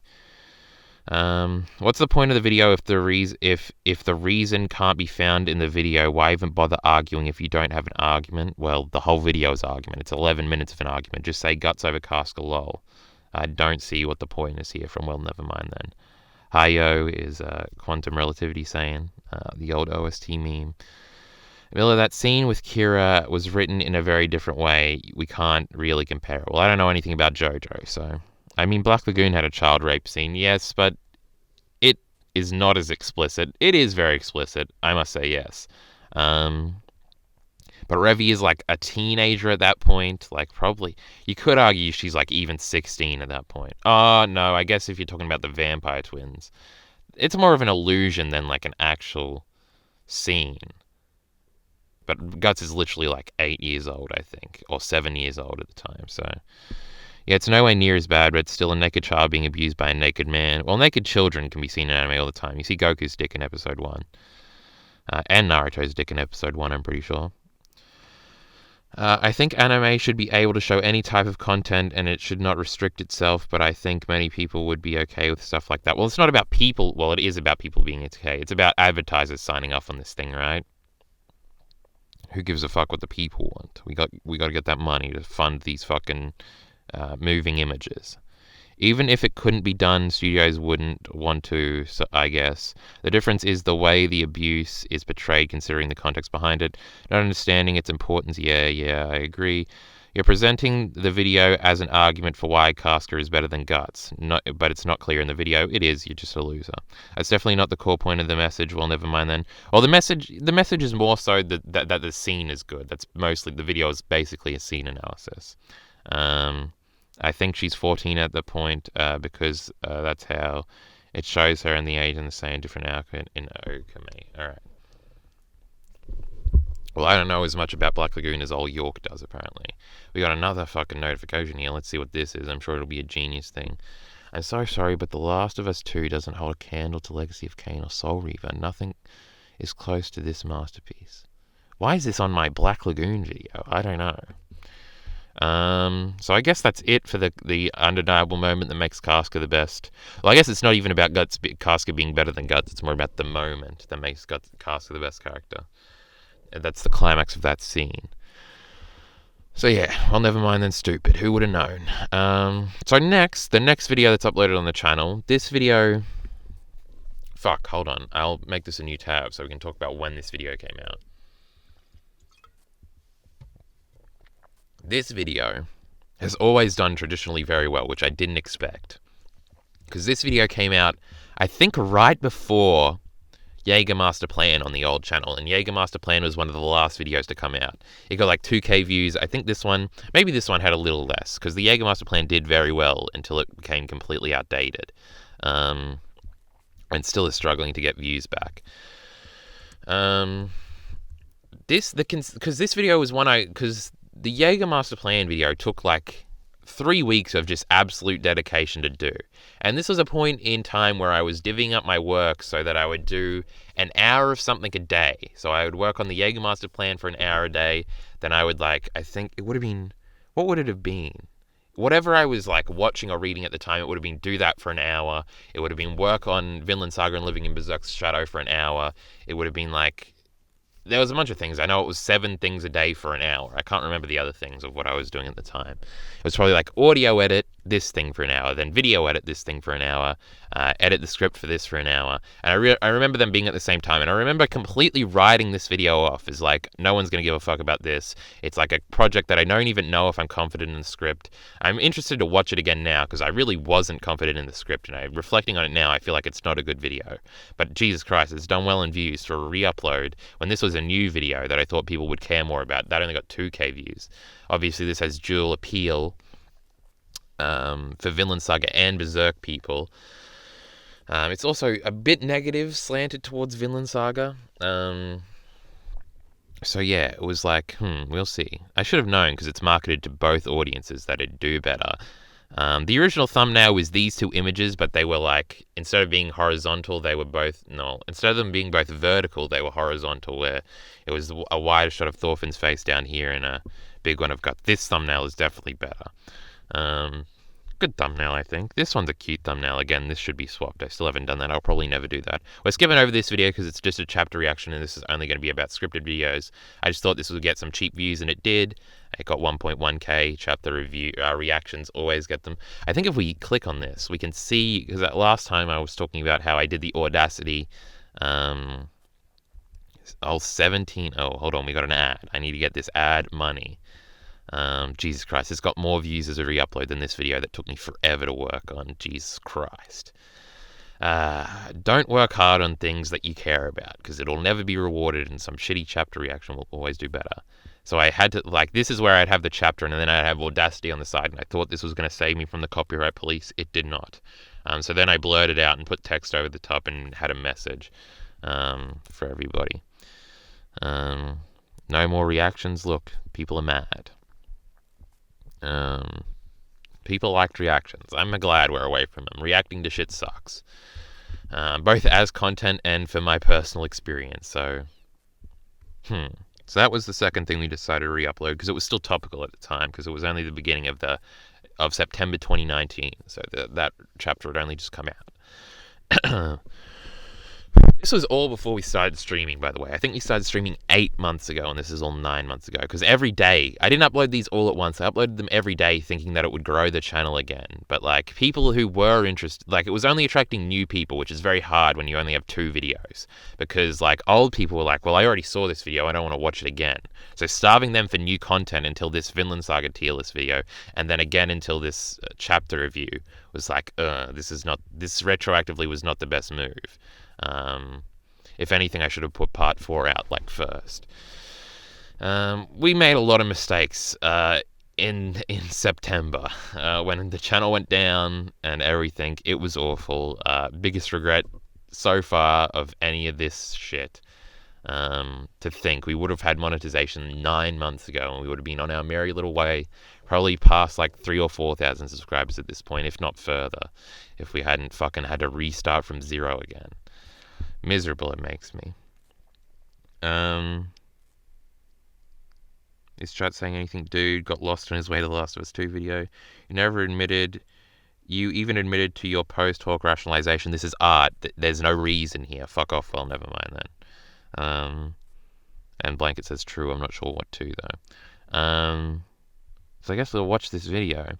The behind the scenes is really that. I thought of an idea to compare the two of them and talk about how they were similar, but I also had this really clever idea about how Canute is like a subversion for people who knew about Griffith and shit like that. And we'll put our notes thing up here in case we want to make notes. No, I'll just comment throughout. We'll see what's going on. I don't remember much. Let's see. We got overwhelming likes on this, despite it being sort of negative negative at Vinland Saga. Another re-upload. And then I advertised what I was going to re-upload the next day. I think Vinland Saga is much more like Vagabond than Berserk. Completely irrelevant. Is anyone arguing? Yeah, everyone was. I guess people were mad at this. Is anyone arguing that they're similar, or are people saying that if you're after another epic long-running story from the Western-inspired setting, you'll be great and enjoy Vinland Saga? Well, this was the whole point. It doesn't matter which one they're saying. If they're similar or like this is the point. I remember the conceit of this video now, is that if you tell people to read Vinland Saga after Berserk, that's stupid, because they're not really similar at all. They're actually fundamentally different. And Yukimura literally had to like put something in the narrative in Canute to like subvert that expectation himself, because he knew he would get comparisons immediately, because it was a medieval fight series about an angry, edgy boy. Yep, I had a hair on the screen. Letter from Future. Berserk will return in April. Isn't that nice? Have you read Vagabond now? No, I still haven't. As the making of this video, is that Cowboy Bebop music I hear? It probably is. Perfect video. Isn't that nice? Great video. I've always liked Berserk and wanted to find something close. Thanks to you, I now have a manga to read that is different from Berserk, but still very good. Alright, it seemed like they were going to make the point I was fighting against in the video. As dumb as the comparison is, it did lead many who eventually understood Vinland Saga's theme to be reading it in the first place, so hey, take the good with the bad, well, I suppose. Vinland Saga is better. I'm sure I responded to this. Hey, he's got a One Piece thing. Incorrect.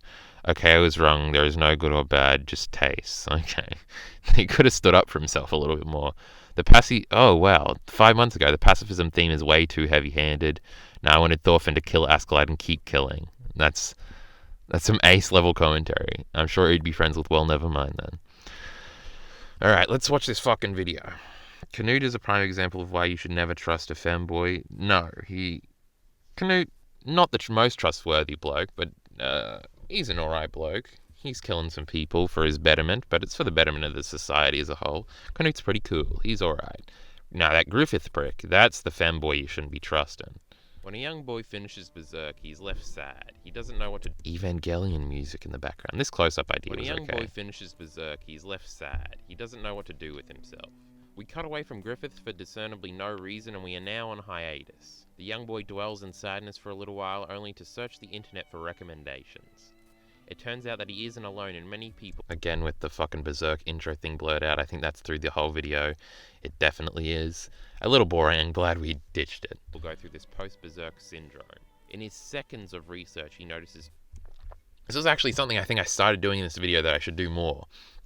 Where just having a blank screen for like 5 seconds isn't worse. Because when you're editing, you always want to fucking... like, put 15 things over the top of each other, so it's trying to keep the audience engaged.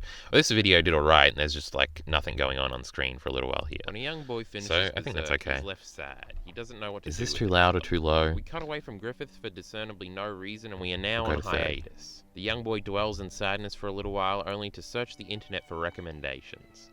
It turns out that he isn't alone, and many people go through this post-Berserk syndrome.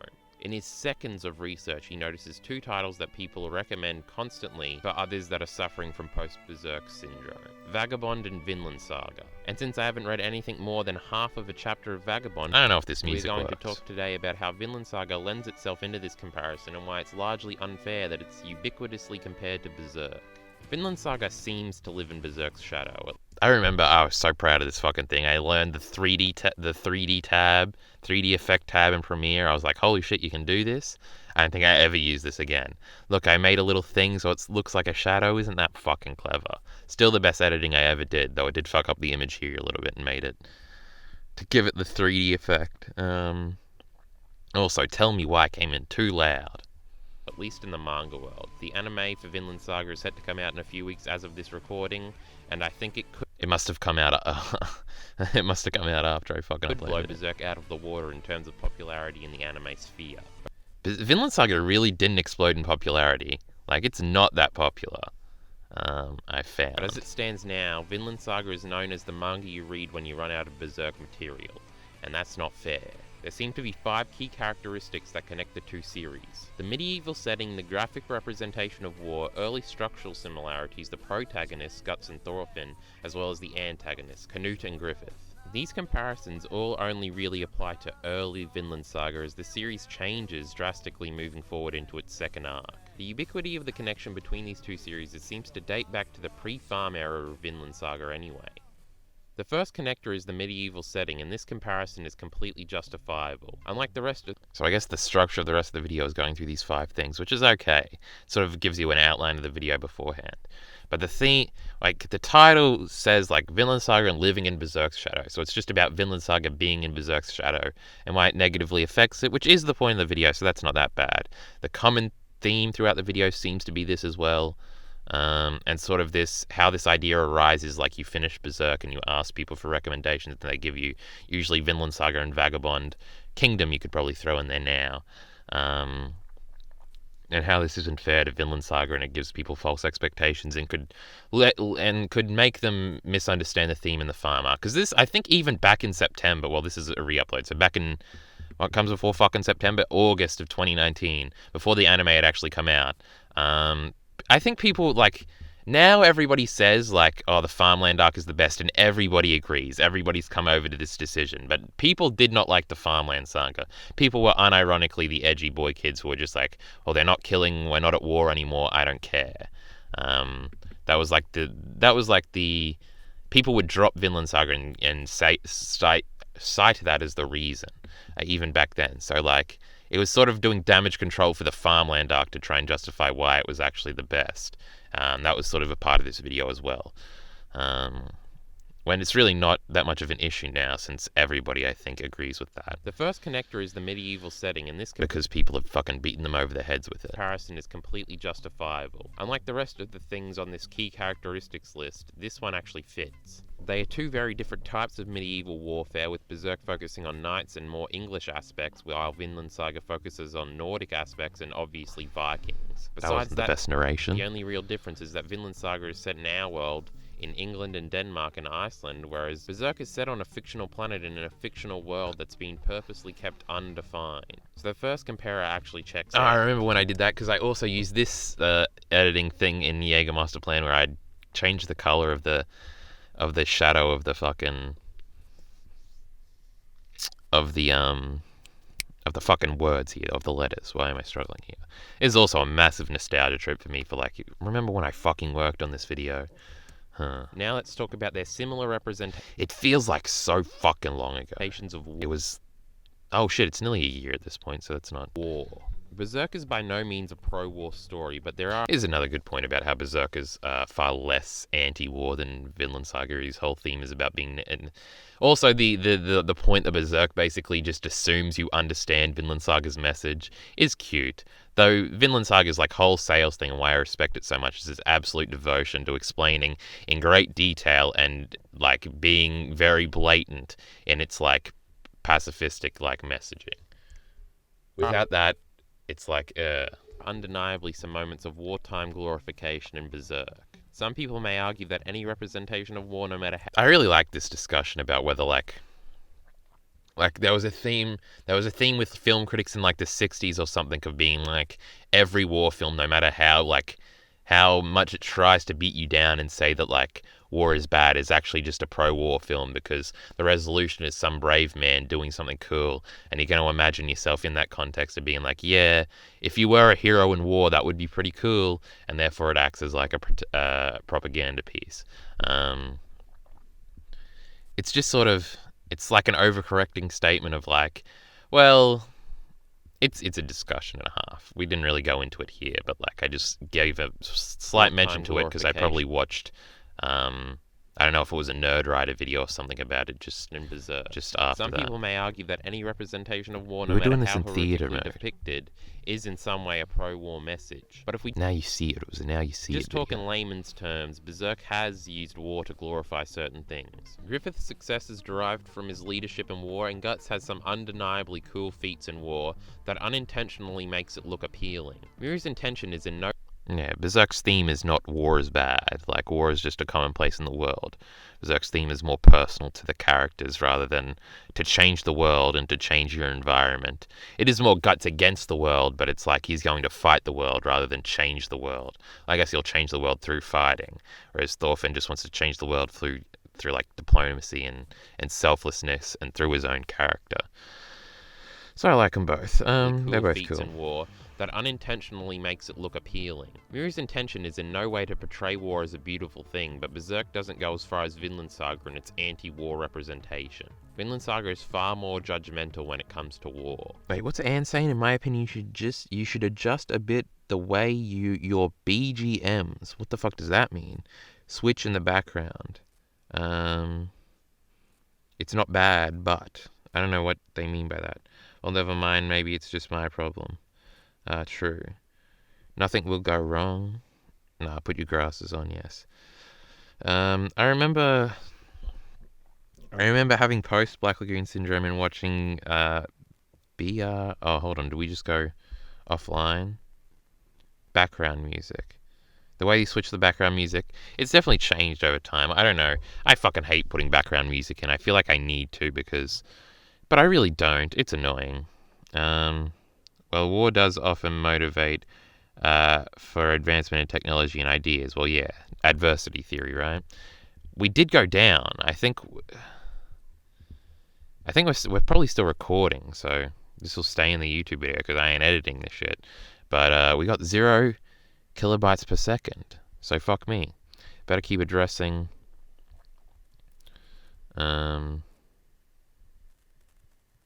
Hold on, maybe we are live? Chat, message me if we are live. I don't think we are, because it says 0.0 fucking kilobytes here. No, we've disconnected from the internet. We're definitely not live. Well, after some technical difficulties, we should be back here doing fine. Stream died for a second. It's been about 10 minutes. Fuck you. I don't know how much of that you saw, how much of that you heard. For the YouTube audience, it's going to be smooth sailing. The Twitch audience, well, we treat them like shit anyway. So here they are. We were making points about Berserk and Vinland Saga in this video. So far it's been okay. We'll see what we think about it by the end. That unintentionally makes it look appealing. Miura's Yeah, intention yes, is in no sure. way to portray war as a beautiful thing, but Berserk doesn't go as far as Vinland Saga in its anti-war representation. True. Vinland Saga is far more judgmental when it comes to war. Thorfinn and Askeladd are never fighting in self-defense. Even in the Thorkel situation, that was something they got themselves into by striking unnecessarily first. In Berserk, certain... See, in this video, I wasn't putting these images right to the edges, so there was a little bit at the top and at the bottom here. Now, this pisses me off. You got to make it the full thing. I definitely think that's a better idea. Fights are justifiable due to the Look at this little bit here. You can't unsee it. It's awful. Also, the Berserk pussy monsters are always fun. Whereas in Vinland Saga, getting What a great panel. into a fight that isn't in self-defense is always portrayed as a bad. Attack on Titan has some fascistic vibes. He argued Promised Neverland ending was good. He talked about wrestling in that video. Maybe you'll hate it. What video are you talking about? Oh, this one. Depends what wrestling he's talking about. Super High Pitch Wolf has bad wrestling opinions. Yeah, the Promised Neverland's ending was good. Well, if you all dislike it, it probably was good. Bad thing. Guts was put into a position with Gambino where him fighting and killing him was completely justifiable. He deserved it. The conquering of Doldry is seen as a positive thing by all characters. There's no stopping and mourning over all the dead enemy soldiers in Berserk. Afterwards, Griffith just kills Ganon, and Guts and Casca have a tender moment. No mind to these dead soldiers. In Vinland Saga, the very general that we're just giving evidence here for the theme and stuff. Thorfinn kills in the first chapter doesn't deserve to die. The village that Askeladd's band murders doesn't deserve to die. The messenger dude that Askeladd decapitates doesn't deserve to die, and Hild's family of good-natured, surprisingly progressive people didn't deserve to die. And every time this happens, we are positioned to see the horrors of what our characters have done. In the prologue, we understand that Askeladd and Thorfinn are deeply immoral, terrible human beings because we see things from the other side. We feel the weight of these unnecessary deaths when in Berserk. That fucking hang around for a little bit too long, didn't it? From the other side. This one? I think I did that intentionally. God, that scene is so fucking great. And the anime just didn't put it in. Lamau. Fuck this intense fucking thematic characterization we need for Thorfinn and Askeladd. Fuck it. Put another shitty action scene that doesn't need to be there. We feel the weight of these unnecessary deaths when in Berserk sometimes death is played off as a joke. The narration here is a bit choppy, boys. Again, this is a difference in the not that it's that great now. Series, not necessarily a value comparison. It's just me pointing out that under the surface they are fundamentally different. Yeah, I wanted to make sure people didn't think I was saying Berserk was worse or something. This difference comes not to from this Vinland Saga's Saga core nonsense. theme of pacifism. This is the key differentiator that Vinland Saga God, what a fucking page. has from Berserk. Miura's message is not what a fucking image. Pacifism, and the themes of Berserk are far too complex to get into here, but Vinland too complex.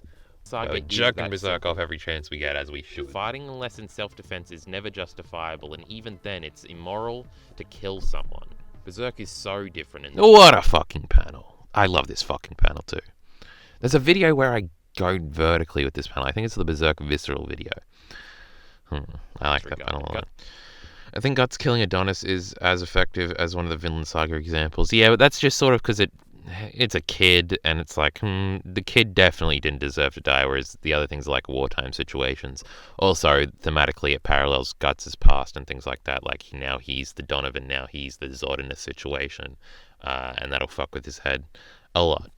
Guts never tries to challenge his enemies with a reason. And obviously Guts regrets it, and the cry, and there's a big moment, and the fucking tension is made very blatantly obvious that Guts is not proud of this action to kill this fucking kid. Berserk is so different in this regard. Guts never tries to challenge his enemies with a reason. Sometimes, like in Farnese's case, he brings them to reason, but not intentionally. Guts inspires hope in his comrades, but not through pacifism. That's just not what Berserk is about. And this is not necessarily a bad thing, it's just a difference that people need to understand. The core binding element isn't true. Vinland Saga is pulling you in with these same trappings only to subvert them. I like that edit. Of the second arc of Vinland pulling you in with these same trappings only to subvert them. The climax of the second arc of Vinland Saga is Thorfinn allowing himself to get punched in the face repeatedly. Godfather music. Guts would never... The other one was a YouTube audio library default royalty-free song. To do something like that. People expecting anything like Berserk are going to be sorely disappointed. I like this panel too as sort of a representation of the second arc. Past the first 50 chapters, but Vinland Saga is so good at hooking you that it'll take you down this drastically different road, shove its message in your face, and you won't even have noticed. That was always its goal, dangle Berserk in your face and then change the message midway through the series and somehow write a second, better arc about farming and slavery. It's brilliant. Berserk. I like that point still. I was going to say that. The passion that I have for Vinland Saga here is interesting since it's sort of entirely faded. I sort of have no interest in writing things really about Vinland Saga now, besides the pacifism argument, just to say fuck you to idiots, and the anime thing because I think it's hilarious. Like, writing something good about Vinland Saga, I don't know. I should, but I have no interest in rereading it either. So it's like we're at a standstill with Vinland Saga of like, passion is sort of at an all-time low, and I don't even have the inclination to go back and reread it. Where like Berserk, we haven't really written anything about Berserk in a while. So it's like, but I know if I reread Berserk, there's going to be 15 different video ideas that jump out at me because it's so fucking good. So I don't know, it's weird. Oh my god, Subversion must be pretty bad though, yes. Then, well, never mind, then thinks he's hilarious. Expect the audience to understand that war is brutal, but it obviously has some power fantasy trappings, especially towards the beginning. Vinland Saga also has... The Black Swordsman arc is just like a power fantasy. I didn't even know if Miura knew he was as good as he was in the fucking Black Swordsman arc. Only until the Count stuff, then he understands how good he fucking is. This panel is fucking unbelievable too. The framing with the broken bridge. It's so good. Look at this fucking bridge detail here. That'd be some good shit. It's power fantasy trappings towards the beginnings, but if you read between the lines, and especially upon rereads, you'll understand that it had been teasing the pacifism theme from the beginning, with Thor's talking about being a true warrior. Berserk expects you to understand I love this panel too. How it like guides. Was brutal good. and uses it as and a setting here, to tell and other the framing, thematically relevant and the sound stories, effect. while Vinland Saga chooses to make you understand instead. Yeah, Berserk is just a setting. The war theme is just an aesthetic and a setting for Berserk, whereas Vinland Saga is more about exploring it and making it an allegory for everything else in our life. These are two very different takes on war, and since this is the most glaring connector of the two series, I think it's harmful for Vinland Saga to get Berserk refugees who have been told that they are the same. It's clear that Vinland Saga and Yukimura were heavily inspired by Miura and Berserk, and that has led to similarities in the works that lead to these comparisons. Both start off with single missions that introduce our protagonist at the current time before flashing back to prologues that encompass the first great Attack on Titan ending theme, isn't that cute? Also, this is all fucking true. Arcs of both series. The prologues both lead to massive events in the protagonist's life that changes them eternally and makes them shift their... what a panel. What an ending fucking arc panel this is. Just a fucking... it's good. What they Saga is live good. for is taken from both of them. Further than this, Thorfinn has begun to build a travelling party that draws many parallels to Guts' travelling party. But besides this, the structure diverts immediately after the conclusion of the prologue, where it seems most of these comparisons start to fall apart. Guts has his grand self-awakening in a single night when he returns to Godo's... This is true. Guts just reasons himself into being not stupid anymore, and then the next arc is sort of him implementing that and fighting against his previous struggles in Conviction. In Conviction, not that his previous struggles were in Conviction. Whereas Vinland Saga, like, they spend a whole arc to something Guts just does in one night. So the structure is completely different. Again, I feel like this point has been proven. I don't think like this is still a hotbed issue where I have to justify myself. The night thinking in the protective cave and realizes that he's been fucking up and that all that truly matters to him... Also, what a fucking panel. ...at this point was Karska. The farm arc is that concept of self-reflection and awakening drawn out over one masterful 50-plus chapter arc. And honestly, I prefer it in Vinland Saga. Oh, calm down there, son. Berserk, it was important for Guts to figure it out quickly because Karska was... I guess the reflection is fine. ...missing and he had... Because Guts already did this. Like, that's what the Golden Age was, I guess. And the one speech he has, I think it's he reflects on having the speech where he has the sword and then it goes into, like, the poster image with all of the fucking faces of all the characters. Berserk is reason to believe she was in danger. Guts has a few. Doesn't have downtime. He has one with Godo afterwards. As unlike well, that's before that anyway. orphan who can sit around on a farm Like for a right year before. discovering what it means to be a true warrior because the world outside isn't crawling with demons and raping bands of trolls. So again, this isn't a critique of Berserk, it's just me pointing out That's a the great fundamental penalty. difference the series have and how it's unfair for Vinland Saga to live in the shadow of Berserk when they are so extremely different. Everything following the farm arc is completely dissimilar to Berserk because Anti-Griffith speech. Oh yeah, where Garm is just like, we're friends, the right? pacifism train is fully rolling at this point. That panel would have had just come out when this video was made. And we already went over how that differentiates these two manga. Now let's talk about the final 2 points on the checklist, the protagonist I thought this was very experimental. and antagonists and their parallels or lack thereof to each other. Guts and Thorfinn have more similarities story-wise, while Canute and Griffith have more similarities aesthetically. Thorfinn and Guts True. both have They make good points in traumatic this fucking backstories video, so I should remember them. relating to their father's deaths, and both find themselves under the command of more tactful individuals. They are both exceptional fighters in their worlds and are thrown into battle at tender ages. They both hold much rage inside them, and this aspect of Thorfinn's character is more comparable to Black Swordsman Guts than Golden Age Guts. Their contemporary iterations are also quite similar. Both are stoic, unknowing leaders. They both don't necessarily... This is what the original thumbnail was, and then we changed it to just be the faces next to each other. This Berserk panel is fucking unbelievable, especially the texture in the background. That simplistic like gradient thing here is cool too, and the cut on Thorfinn's face, it's bleeding down.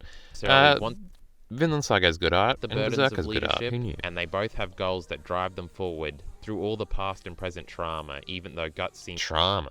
to have recently achieved his goal, while Thorfinn still seems to be way off. Guts and Thorfinn He wasn't way off. We thought fucking Vinland's wasn't going to be for a few more arcs after Baltic Sea War, but it was the next one.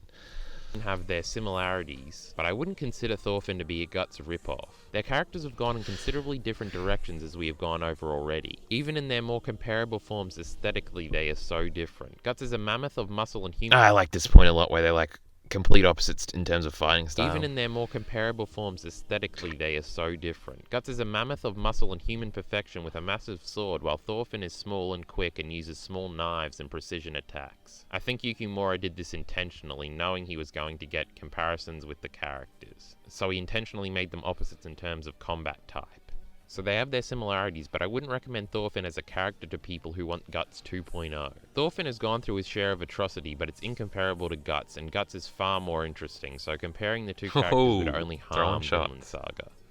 Yukimori knew exactly what he was doing when he created the Crime pays in the background. character design for Canute. He wants you to think about Griffith. Make that connection, then watch as it doesn't happen. Hold on, that's the best point. I wasn't listening. It's far more interesting. This Canute comparing Griffith the point two is the best point in the characters would video. only harm Do I make the My Hero Academia Naruto point in this video? I don't remember. Trying to hypnotize the audience to agree with him. Yeah, the Vinland rotation. Saga. Yukimori knew exactly what he was doing when he created the character design for Canute. He wants you to think about Griffith. Make that connection, then watch as it doesn't happen.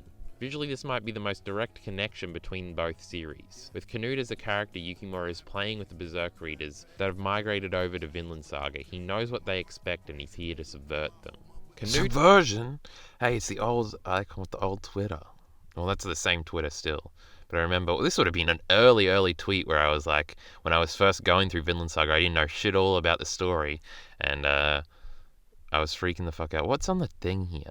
Read SNK, read Berserk, New Japan World, another Vinland Saga manga site, skullknight.net and Twitter. This would have been on the old laptop. Good times, good times. Canute and Griffith, as it turns out, are completely different, even though it seems Canute is set up to be Thorfinn's Griffith. Thorfinn and Canute do eventually become rivals, but Canute never betrays Thorfinn, he actually helps him, and Thorfinn's main motivation is Vinland, not Canute. Yukimura was suspecting a crossover of fans and prepared for it and then manipulated them in the best way possible. Again, just like letting the screen be blank. This is an interesting it works. subtext to put into your story. To play with a subset of your audience that you know is crossover from something similar, and then to manipulate them because of that very similarity. It's genius. This is the only interesting thing about My Hero Academia. Ooh, we My throwing Hero shots. Academia is far more fun as a Naruto Oh, and I didn't put anything on screen again. viewer because This probably should have been illustrated. I just didn't want to download My Hero Academia and Naruto episodes to make this fucking point. it plays with the exact same concepts and poses questions through its commonalities with Naruto. Bakugo Okay, oh look, the history of smoking doesn't seem to be there. Yes, it was on a different laptop. I broke 3 laptops, I think, in like the span of like 2 months.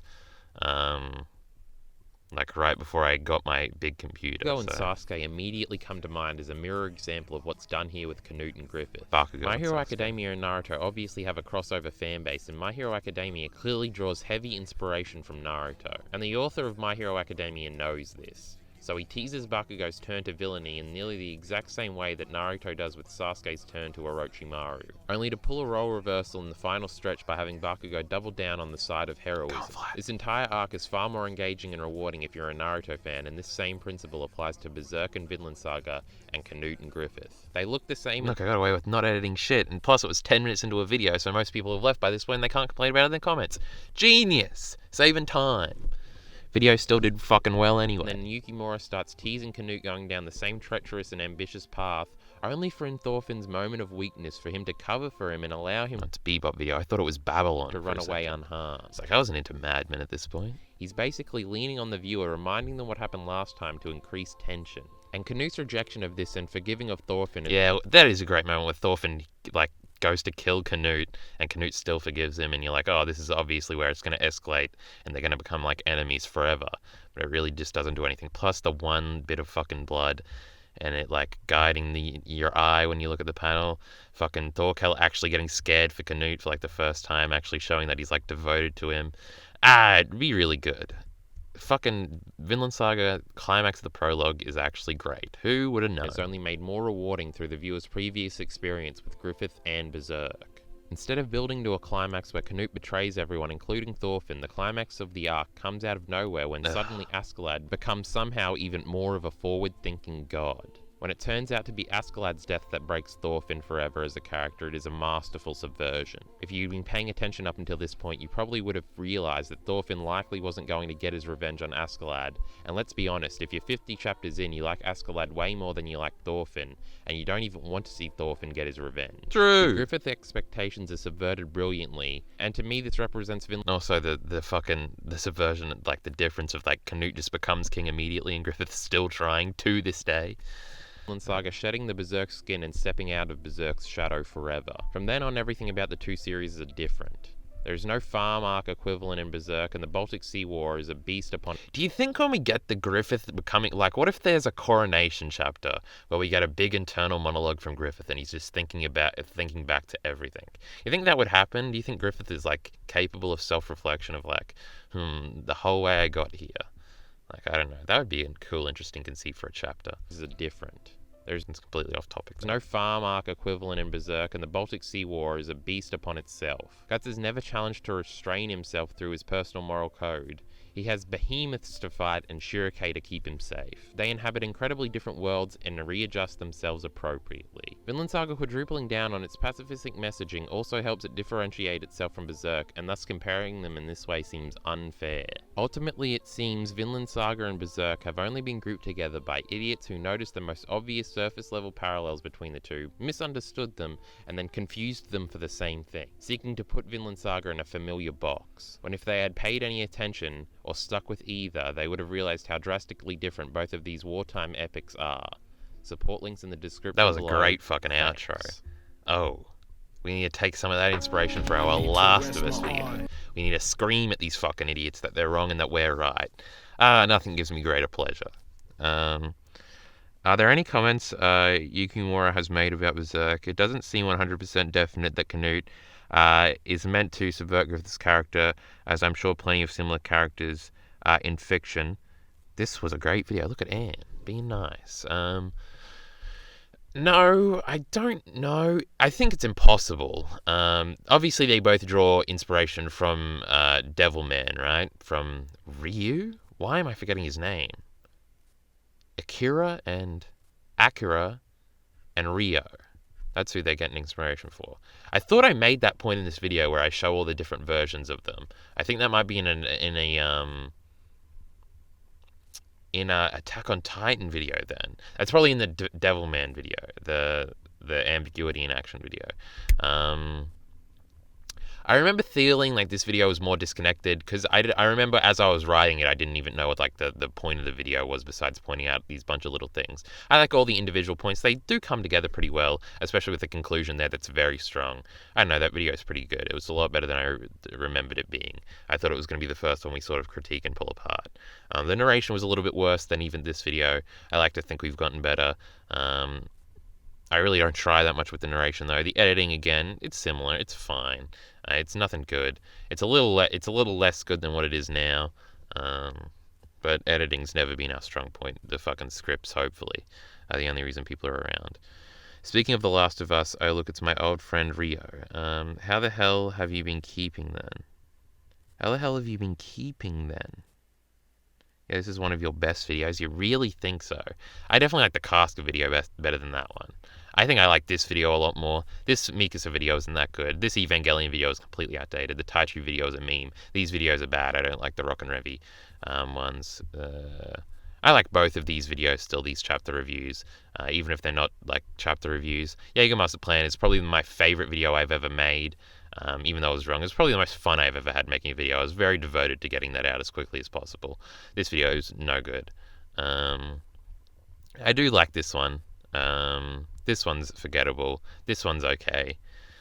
Depressing Nostalgia, Australian Anime and Meme videos, the wrestling one as well. Baltic Sea War I like a lot more than most people do. The Gabby one I like. This is definitely my favorite video of mine. I think this is my best video as well, the Rock and Revy one, which is nice since it's the most popular. The Sopranos one I like a lot. All the Madman ones are great. The arc ranking ones are cool. I'm trying to think here. Would I put it in the top? I think all the Badass Women ones are better. The Evangelion ones are better.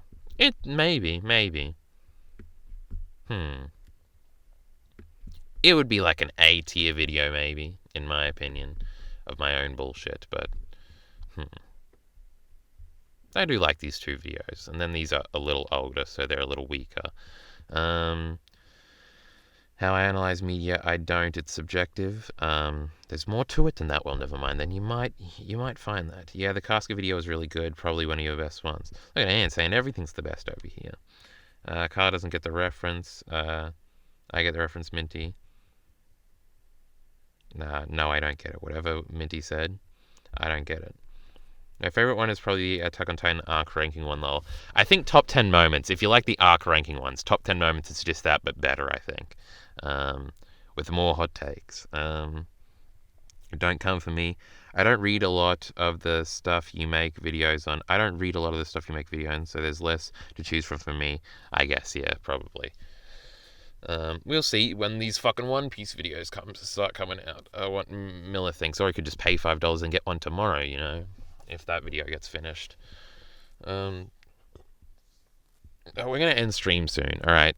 Fuck. I think this should all up until this point, this should all stay in the YouTube video. So for the YouTube audience, we'll be back in a split second. So we're back. It's been a second for you, a fucking hour, and it's been like 3 weeks for us since we've done one of these on stream. But that's what I say at the end of all of these little parts, and it's probably getting on your nerves at this point.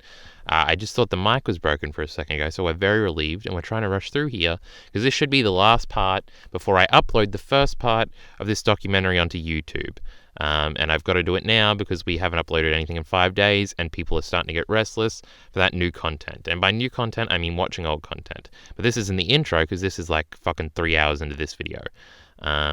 We did this video. We rewatched this video at the beginning. We went back over like the history of the old channel, and we did a fun nostalgia trip thing, a fun interactive thing, informative thing for people who didn't know about the old channel. Went through some of the old thumbnails that were in old videos that later got re-uploaded. We're live on Twitch still. Minty spamming that emote, I'm sure. Twitch chat also looks a little different because we fucked with it a little bit. Should probably move it over to like here. So let's start with this gross video. So we did talk about this video. I'm just trying to get back involved because it's been a while for me. Now I got this gross video. This gross video is older than both these videos. I don't know if it's the oldest video that got ported over to the new channel. I think Rock and Revy Part 3 is the oldest video that got ported over to the new channel. Then the Mikasa video we'll do after this as well. But this is a pretty fucking old video. I would say this came out in like June. No, I don't think so. This actually might be one of the newest ones that I re-uploaded because I still have these images I used to make. This was the first video I made on my new computer. I think we've talked about this. We would have had to have talked about this, but I eventually got an actual computer rather than just a laptop. And this was the first video I ever edited on my new computer. So that would have been like July of 2019. So it would have been only like 3 months before this. But I was still working on Rock and Review Part 4 that was still on the laptop. So I was still working on the laptop and on the new computer. So I was still doing some things on the laptop after this. This video it had pretty good views on the old channel. I think it was up to 1K on the old channel. The re-upload didn't do too well. It's still not doing too well. I think the points in this video are great. I remember not exactly liking how it all turned out. I've got to put my fucking headphones back into the mic thing. Oh, was it the mic one that broke? Or was it the headphone one? No, the headphone one was fine. How did this work? We just went through a whole saga of my mic breaking and us freaking out on stream. So this was a whole thing and a half. It's talking. Nope, I can hear it through my mic. We're good. Holy fuck, we're a little energetic. What are the chances the mic breaks after this? If he has to go pissing again, I like the video, to be honest, and says, love the video, Bacon is here. I think Bacon just missed the whole mic breaking situation. But we're back. Better than ever, some might say. Nah, it was good, Kyle. I take issue. Wait, when you put these SOS Bros clips in the vid, by the way. I did do that. I've completely forgotten about this. I haven't watched this video in a while. That's sort of part of the reason why I'm doing this, like, retroactive documentary self-critique, whatever the fuck we're doing, trying to analyze what's good and bad about the videos while just going back on a nostalgia trip. Because I haven't watched these videos in forever, and I want to remember what I said. See if I've changed opinion and shit like that. I think it's just because it's an older vid, because though Caleb is the only anime only, they discuss his speech for a good 5 minutes. I don't know. I don't remember the context I put anything in. So, I guess we should start the video. That's what we're here to do. We'll comment throughout. This video will probably end up being like 2 hours and a half. At the end of this, I don't just say, we'll be back in a second. I have to say, support links in the description below, thanks. And do a send-off, right? Because this will be part 1. This will now be a multiple part. I think at the beginning of the video, I might have said that it might be just one 10-hour video or something. I think multiple 3-hour videos will be better. But this is just part 1, and we've only done 3 videos so far. This will be the 3rd. So we better hurry the fuck up. We did have a long intro sequence, as we said, going through the old channel. But fuck it, let's start. This man is talking to you. Malayan Sergeant Gross is an enigma in Attack on Titan.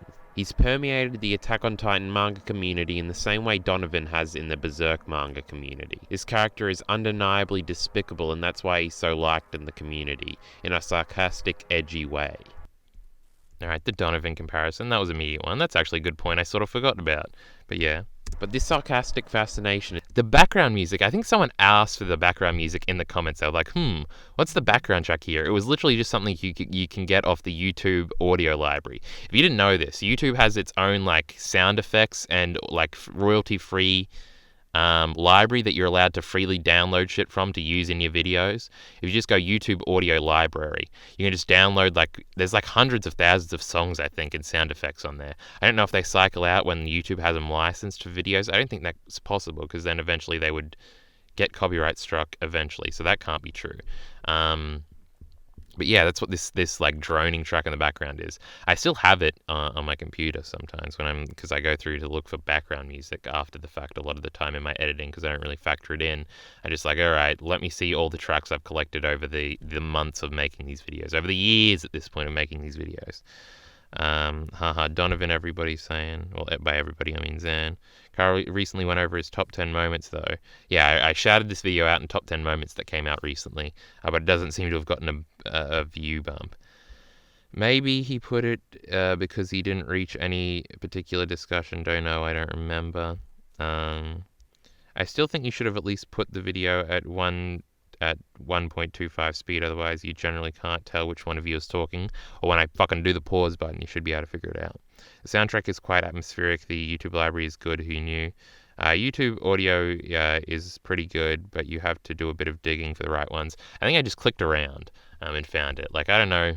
I feel like this might be a little too dramatic. I don't know. Everyone seems to like this video. I kind of think it's a little cringy, especially with the voiceover. It's not the best. is the entire point Gross makes in his final speech way. But this sarcastic fascination is the entire point Gross makes in his final speech. He is the representation of sarcastic fascination. He is talking for you. He represents... This hand is a little weird. Sometimes you can't tell that it's supposed to be like a finger pointing at you. It's you and your mentality. So the conceit of this video we should probably go over is that, like, it's a metatextual moment in Attack on Titan where it's like, you're similar to Gross. How fucked up, think about that a little bit, which is very interesting. I still love this moment. I said it was my 10th favorite moment overall. I still stand by that. That video only came out 5 days ago, so I'd hope so.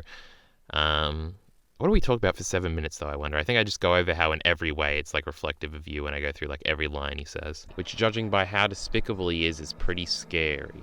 The Attack on Titan anime is notorious, especially in Season 3, and especially in its first half, for flying through manga content. And I think Sergeant Gross got hard done by the anime.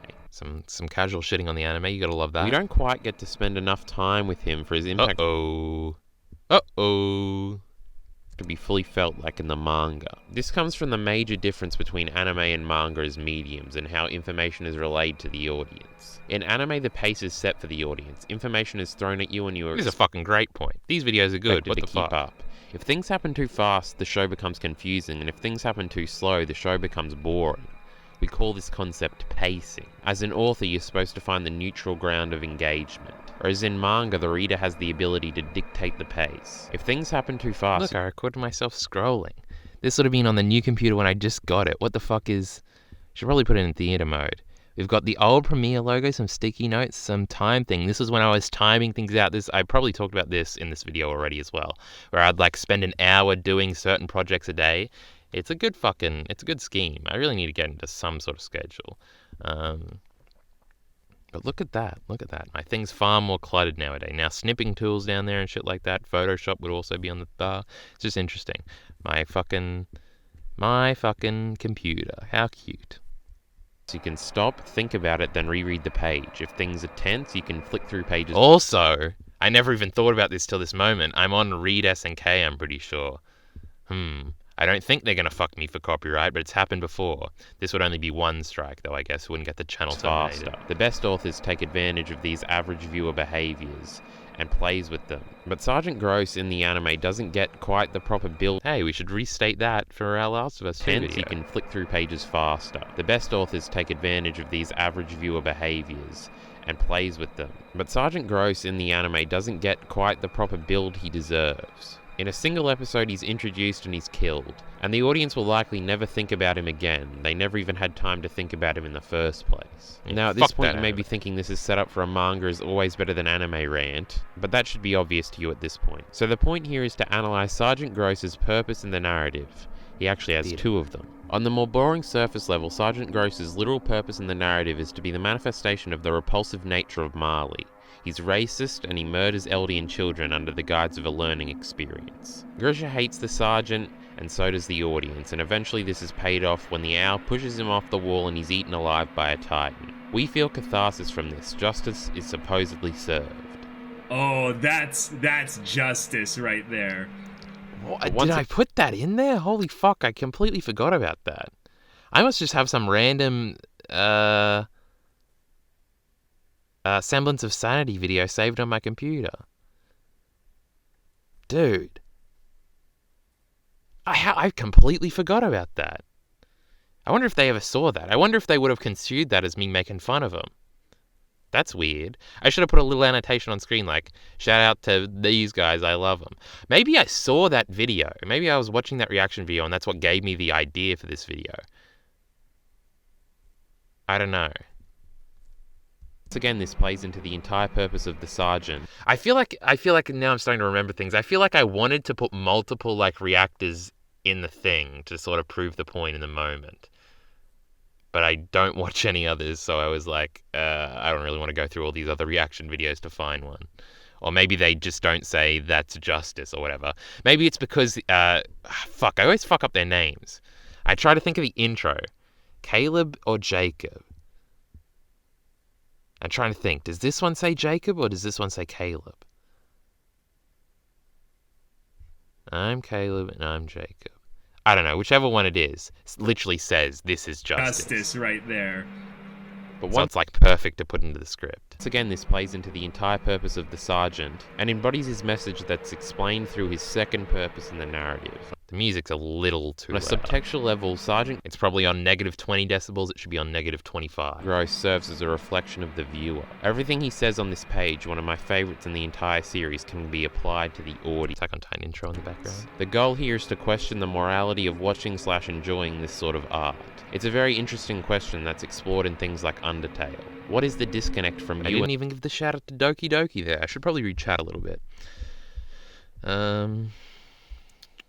Where was I going on? Bacon, I saw you on the Vinland Saga subreddit. Wait, looks like a dick and a huge ball sack the finger. Like that little bit about media, like comments and visual media. Yeah, the difference between you controlling the pace and you not controlling the pace. That's a fun conversation, a fun thing to think about. I don't remember this. What the heck? Did I really watch this? Kyle has Photoshop? Well, that's how I make the thumbnails. I don't know how to fucking use it, though. Well, we are learning about layers. The funny thing is they do talk about it. Well, I don't fucking remember. I probably didn't watch that far or some shit. It doesn't matter. It's just like, whatever. I like Gross's speech and the hour reveal in the dub of the anime, though. Really? Is it good? I don't think I've ever seen it. Is the mic still working? I sort of tugged on the thing there. Yeah, it is. Holy fuck. I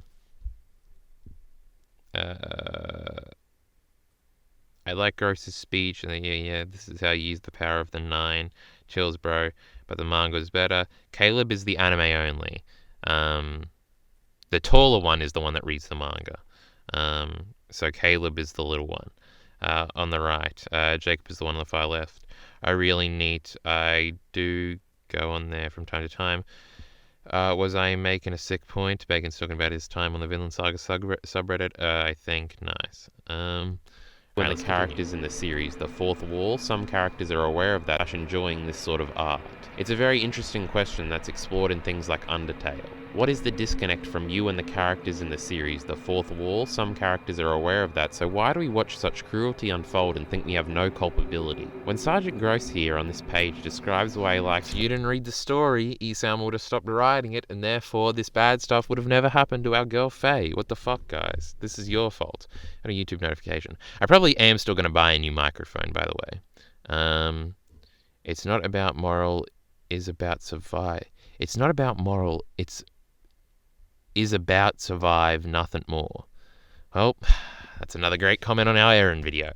We'll get to that one in fucking 3 parts of this series. Being suffer and why he enjoys watching the Titans eat people.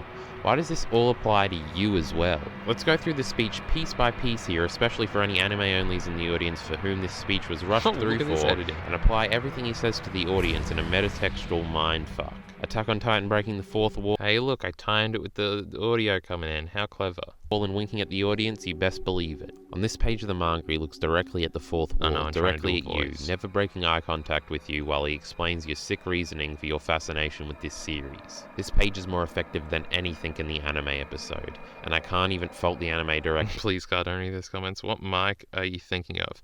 I don't know, probably one that costs $60 instead of $22. I don't know anything about microphones. Wait, Bacon could probably help out. You were having a blast when doing this video. I don't know about that. Because I can't. All these videos make me fucking miserable. Explain the simplistic brilliance of this 3-panel structure of this page easily here at all. But everything done here is only emphasized by the things said by the good sergeant here. He explains that it's fun to watch humans get eaten by monsters. He says that of course there's some who don't want to see it, but most people like watching brutality. This applies directly to the audience. Some may be scared off by the premise of the show and get freaked out by giants eating humans, but most people are drawn to it. Human-eating monsters Now, Kyle, the anime did try to make it look like Earth was looking at the audience. Isayama said in an interview that it's the effect he wanted. Yeah, it did. Did I say it wasn't? I think I was saying it wasn't as effective. But he's sort of looking there and it's like a one-shot and they cut away pretty quickly. It's pretty shit. If you watch the clip, you can see them zooming in on the background and give that distorted look. It's just that people don't awake enough to notice it. Also, one of the things, Kyle GG on the latest vid, I did like it on the top 10 moments vid. Okay, permeated throughout pop culture for the better part of its existence, and the sergeant undeniably has a point here. He talks about the peaceful times and Hold on, we got a follower. That's some real shit. Lin Yang, 1995. We'll see if this is a real person or a bot here to advertise something. We're up to 10 viewers. Holy fuck. We should have been doing this from the start. From a pacing perspective, it isn't as effective, but I think they did add something to it. It just wasn't the manga panels, you know. And Lin says hi. Seems like a normal bloke so far. The fuck off sounded weird. It was like a double. Did it? I just subbed to your Patreon. Really? Hold on. Someone's getting privileges in chat. You all better watch the fuck out, except for Bacon. Is this Patreon still... Hold on. It is. Plus GST. Yeah, now you get taxed on Patreon shit. Oh, look at this shit. Look at this. 7 patrons, $28. Watch the fuck out, everybody else in chat. Except for Bacon, because obviously he is our longest lasting Patreon boy. There will be, in the coming days, the Portrait of a Lady on Fire review will be up. We will have something on the $1 tier since we've been slacking on that big fucking time. And then Citizen Kane should be shortly after that. So that's good. There's a little Patreon ad that we've just made into our fucking little documentary video as well, not just on screen. So I just subbed to your Patreon. It gave a sort of disturbing, eerie feeling to it, especially with the piano in the background. Mic you get is Blue Snowball. Yeah, that's what Blue Snowball, Blue Yeti are like the relatively cheap big ones that most people have. I can definitely get a mic now, lol. I think that's around €60. What, the dollars? Oh no, the Blue Snowball. Can definitely get a mic now. I'm about to get $150 from YouTube. So it's good. Also, I did get some fucking birthday money recently, because, you know, that 19-year stuff. Yeah, in the manga, the first impression was Gross was talking to Grisha. Well, he is talking to Grisha, right? It's just like it's a double meaning. There's 2 layers here. Should be subbing to my Patreon for a layer wisdom. I wonder if I should go Ultra Simp and sub to Kyle Patreon-wise. Everybody should. Minty has a Patreon. I would sub to that now. Fuck you, Ann. Give me money. Does Savage have a Patreon? Let's hope not. I think he might get banned from Patreon. I think the Yeti is 120. Well, fuck me. Also, they all have to be USB plug-in mics. Is the Snowball that as well? Because I don't have like a mixer or anything. Well, Kyle is legal now. I've been legal for like, what, a year now? Nearly, just over a year? Well, in Australia, I've been legal for 3 years, bro. And it pounds the Yeti. What are you hinting at, Zan? Yes, and nothing, bro. He's 19. Yes, all USB. Okay, actually, I'm legal at 16. Told you. Wait, fuck, you're in Australia. Yes, definitely. Who is Lin? We need an introduction on Lin. What has he seen? What videos does he like? And did you see that shit? I predicted the way he would say it. Not true. He said it after me. Better stop being a Patreon. Yeah, because of the Australian thing. He only says it in a joking voice, so I called him out for it like a month ago. Aussies are the worst. I'm astonished. JK. We're supposed to be watching this fucking video, alright? Shh. But we do want the character introduction for Lin in chat. I usually message every new patron about what they like and what they think I should do more, because, you know, they pay and shit, alright? They get a better opinion. I told Wu she could recommend a movie if he wanted. I don't know if I'll do it, but he's still on the $1 tier. I don't think he's on the $5 tier anymore. Get off by the premise of the never comes to streams anymore either. Show and get freaked out by giants eating humans, but most people are drawn to it. Human-eating monsters permeated throughout pop culture for the better part of its existence, and the Sergeant undeniably has a point here. He talks... Something I'm learning from these videos is I make a lot of littler points in the beginning that I've sort of forgotten that I believe these things, that I definitely do believe in. Like, not axioms, but close to axioms, where it was like... At the beginning of this, I did a pacing thing about what pacing is and introducing that as a concept. I shit on the anime a little bit for bad pacing. Like the Donovan comparison, like that's a whole point in it of itself. Like that's a cool little point. I don't know if I do this anymore, where I'm just throwing like little points in there as we progress. The problem is it doesn't make for as cohesive of a video, where like not everything is about one cohesive thing. Like this Donovan point really I don't know, it sort of works in the grander context of the video. The pacing thing, then that pacing thing, and anime is better than manga, like repeating that talking point so people know that that's my stance, just generally, if you're a bigger fan or a more committed fan, that's all cool. So there we go. Kyle takes recommendations. Yeah, where is Whoosh, bro? Yeah. We haven't seen him in the stream for a while. Believe me, Kyle, I would happily give you money if I could. One day, be prepared. Well, that's concerning. And turn off your simping desires. Never. I will become an ultimate simp and give all my savings just to force him to read JoJo. I don't know about that. There's a reason there's only 2 tiers on the Patreon thing, and they're both they're both one-figure amounts.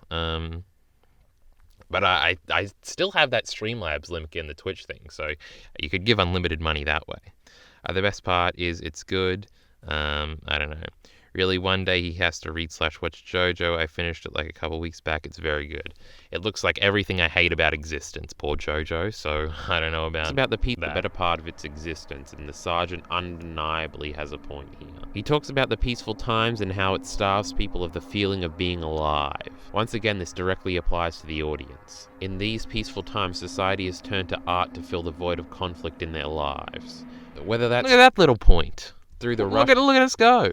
of listening to high-impact music or going on Twitter to argue with people, humanity, even in peace, seems to need a collective outlet to feel alive. Attack on Titan is obviously no different, so That Twitter point, I feel like I believed that hardcore at the time. And I don't know if I've even thought about that point in a while. This is a weird time capsule of, like, weird other opinions I'm throwing into this video. Twitter is an outlet because they can't go to war anymore, Lamau.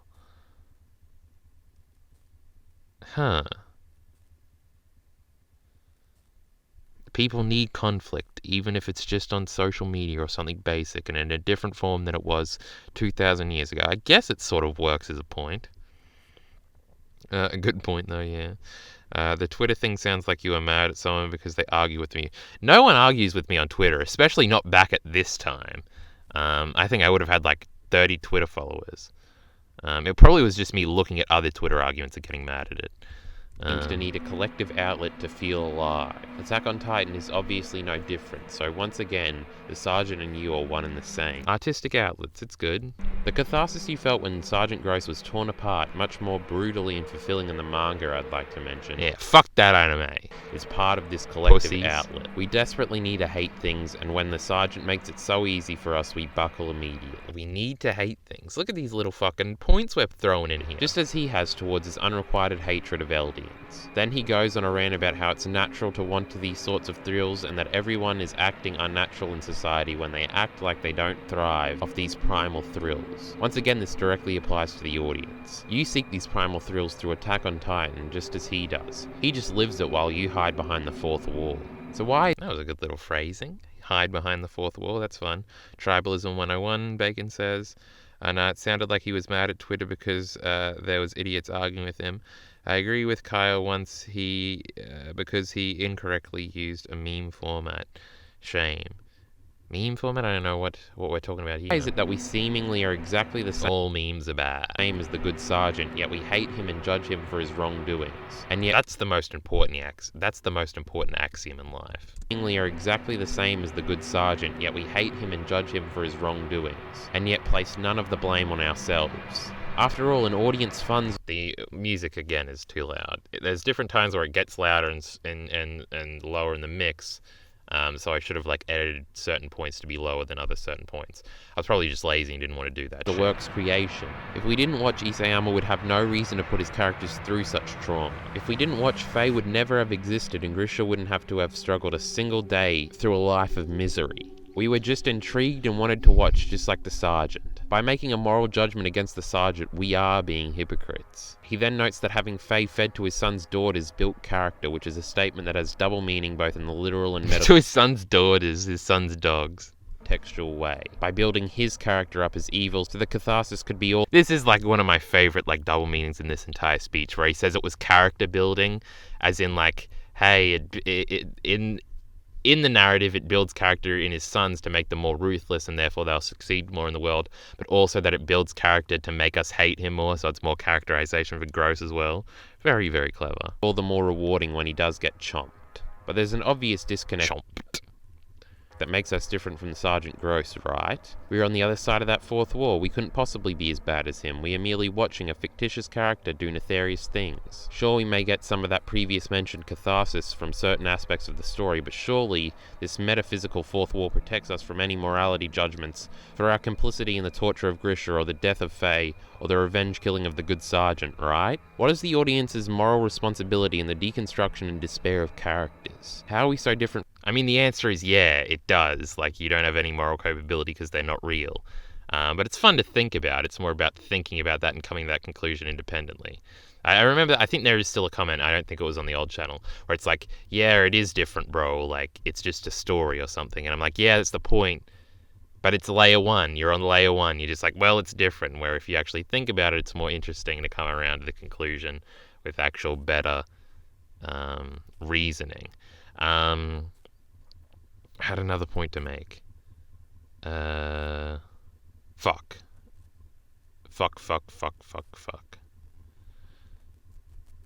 Hold on, let me read chat to see if they can reinvigorate what I thought I was saying. Do you eventually make the point that even you want to hate things because every minute you make a jab at the anime? I don't think so in this video, but I feel like it wasn't a judgment that everybody needs something to hate and like people should stop doing that. I don't think I ever make that point. No one is going to take the point seriously because they think you're saying you're reasonable. You're responsible with people dying even though they're fictional. Well, it's fun to think about, right? That's the whole point of the video. It's more taking a jab at the casuals who only watch the anime. Not really. That's like a complete side point to the video. It's explaining why like Isayama put this much thought and wants you to think about this. And they put it in like the subtext of this character's existence that a lot of people missed. So it's to like help point that out and prove that Isayama is really fucking good. That's more the point of the video. I don't know why, but it's so cringe for me seeing anything about Attack on Titan casuals. I don't think this... I think it doesn't add much to the video, it just brings it off topic. But this is the topic, what do you mean? I think the more common translation is it was educational instead of it built character. Well, it doesn't matter, right? Chomped. From Sergeant Gross when we have so many similarities. That's the point Isayama is making through this character. And it annoys me slightly that the anime breezed past this character in his commentary so fast. This outburst could also be interpreted like, look at that difference. Like, this is some piss weak looking weird shit. The anime breezed it's not as close in on the shot, like he's moving to try and keep you engaged so you're looking at other things rather than just his eyes. I don't like how it tracks the eyes either. Well, this isn't part of it. And it annoys me slightly that the anime breezed past this character in his commentary so far. Like, that's weird. This is much better because of like the complete white background and everything like that. I feel like I like this way more. This could also be interpreted as Isayama trying to articulate why he has an audience for his work. And obviously more's going on with the framing, like it's just a dude in the middle, but your eyes are drawn here because of the framing of the bubbles when you just look at the image. A question most artists ask themselves, and like if you guide this up, it goes to the eyes regularly. This is his because if we can be super eye patchful for a second, your eyes are guided this way, up here, then down there. So it's like this. Audience for his work. Cool, a question most artists ask themselves regularly. This is his... Yeah, it's also him going on a monologue about why people would like whatever the fuck he's writing about. Interpretation of the underlying appeal of this story and how at a base level it's so weirdly cruel and primal. The purpose of art itself is a loaded question and certainly a question with no legitimate answer. But here Isayama, through the maniacal Sergeant Gross, gives us something to think about. What makes this all the more impressive is how incredibly insignificant Gross is as a character to the overall story of Attack on Titan. He may be an enigma in the community, but he plays a rather small role in the larger grand scheme of things, yet so much thought and so much interest is packed into his character. It truly shows the veracity and worth of this series. Attack on Titan's popularity seems to have thrown... I photoshopped this because it had a white background, but the white here, and here was still left in, and here, and here. Oh no. It looks fine. I don't think most people many would-be fans of this. And this looks awful, just having like the thing and then this here. Series. And others seem to have lost interest over the long periods of wait. But finally it seems to be getting the recognition it deserves. Oh no, is this the one where I talk about the Mal thing? Oh, cringe. Fans that have stuck around in both the anime community and the... So this chapter would have just come out. The manga community are talking about the recent material being the best they've ever seen. The series only gets better. And it's quite the feeling of valid... Because I think I tried to make this video before Season 3 Part 2 had even finished, after the Gross video, because I was like, they didn't do it as well. Nation to me, who's been here for a very long time. Attack on Titan is that good. So then why is this fucking show about dumb alchemists or something still #1 on... I was simping for the anime! Oh no! Get over there and change that shit. Attack on Titan being #1 on Mal is a direct message to the larger community that maybe they should look this way because the series was never about bombastic action and cheap thrills, and that there's obviously depth and complexity here. In fact, it's probably better than their favourite anime. Support links in the description below. Thanks. We're still doing that. Alright, the ending wasn't as cringe as I thought it was. Oh look, we got an ad. Alright, I'm going to watch that because I need that money, but we're going to mute it. So the video is a little disjointed.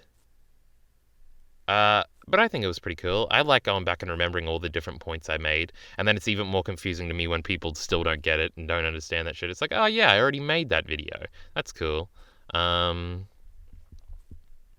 I don't know if there's much else to say about it besides that. I like the point. It was better than I thought it was going to be for how old I think it is. The next Mikasa video is actually a little concerning. I don't know how good this one is, because I know I don't agree with this point anymore because of the chapters that came after this video. This might be the oldest video on the... No, I think we concluded this was. This might be the second oldest. This one's got a K, though. This one is... The topic was comparing the anime and the manga? No. I think that's what Miller was talking about, and I thought he was talking about the metatext stuff. I think I just addressed Miller's comment, and it wasn't what he was actually talking about. Wait, you criticize the anime, and yet yet you want the season you were criticizing to be on #1 on Mal. Although the conceit of the video isn't that this was better than the manga. It was just like that was part of like you like pointing out why it was so good. Like the video is about the metatextual analysis that Gross does in that one scene. It's about those 2 pages and all the panels from those 2 pages. It's not actually about the anime getting it wrong. That was just a way to transition into talking about it and also giving the opinion that the anime did it wrong. Miller stop simping for the anime, not false. Good video besides the anime comparison and the Mal part, though. Disjointed in what way? Well, because at the beginning there's the weird Donovan points, and there's the weird, like, Miller got confused if the meaning was about criticizing the anime. It's like there's not a core thing there, and I don't always think this is good. Like, this video was completely, like, it came together well, but, like, not intentionally. Like, this video has a core theme throughout. It's about the Guts and Casca thing, even though the video starts with the side topic about how Donovan is important. So, again, it's not the best. I don't know how I feel. I feel like because I know when I was writing it, I just went into a tangent in my head for a second, and then just kept it in the script because I thought it was interesting, and it was an opinion that I stood by. Whereas, like, it's because I didn't plan it out that well myself is why I'm sort of projecting onto this point. We've been going for 2 hours, but we're going to do this video as well. Look at this, 10 months ago. Channel's nearly going to be a year old at this point, the new channel. Let's click on this Mikasa video and load it up for a second. This one has way less likes, even though it's got way more views. Also, if Miller is around and he cares about spoilers at all, I think he's been spoiled on everything, but this one has spoilers too. Oh no, phone going flat real fast. I like what I've read of the manga more than the anime. Shut up, Minty. Wah wah. Minty, stop being a whiny bitch. Ho ho, and striking back. Miller being confused about the point doesn't tell you much, though, to be honest. Not false. Bacon says beef. I don't know what he was talking about, but I'm sure it made sense in the time. In the time it was said. Back in the day, I'm sure it made sense. I wasn't confused. He misinterpreted what I said. In my opinion, it was pretty clear. Okay. Everybody simps for my videos far more than I do, alright? This is self-evident at this point. I knew the point was the metatext stuff. That was obvious. Sure. Alright. So, this is a short video. This one's only 5 minutes. We should do more short videos. I like this little 4-minute thing. I like the point made in this video about Mikasa being the poor man's Levi, but the conclusion that Mikasa is a bad character as well at the end that I try to shoehorn in. I think I framed this video as the one interesting thing about Mikas's character. I should do more videos like this. Just think about the conceits of characters. My Eren video could be about the conceit of his character being the hero turned villain and why it's really good. The conceit of Reiner's character being exhaustion or something. I could write a script about that. The conceit of Zeke's character being self-hatred or something. The conceit of Mikas's character being that she wants to be like Levi but can't because she's not good enough and she's not as ruthless is interesting. Mikas's manga character analysis. Does anyone remember this video beforehand? I should have gone over the comments on the old one, but fuck it. I never agreed and disagreed with a video so much before I agree with you, but for all the wrong reasons. Your analysis of Mikasa is correct. How long is this going to be? Oh, we ain't reading this shit. Not now yet. I want to say I read this at some point. This probably, because this is a comment on the new video and it was only 8 months ago. It was like after the fact, I think. When did we start liking Mikasa? Chapter 130, 123? Is that when the switch happened? It's called character development. He's technically not wrong. This was a month ago, though. She hasn't done anything in a long time. The last thing she did for the main importance was Levi and the female Titan. Alright, this comment section is the worst. Re-uploading, there we go.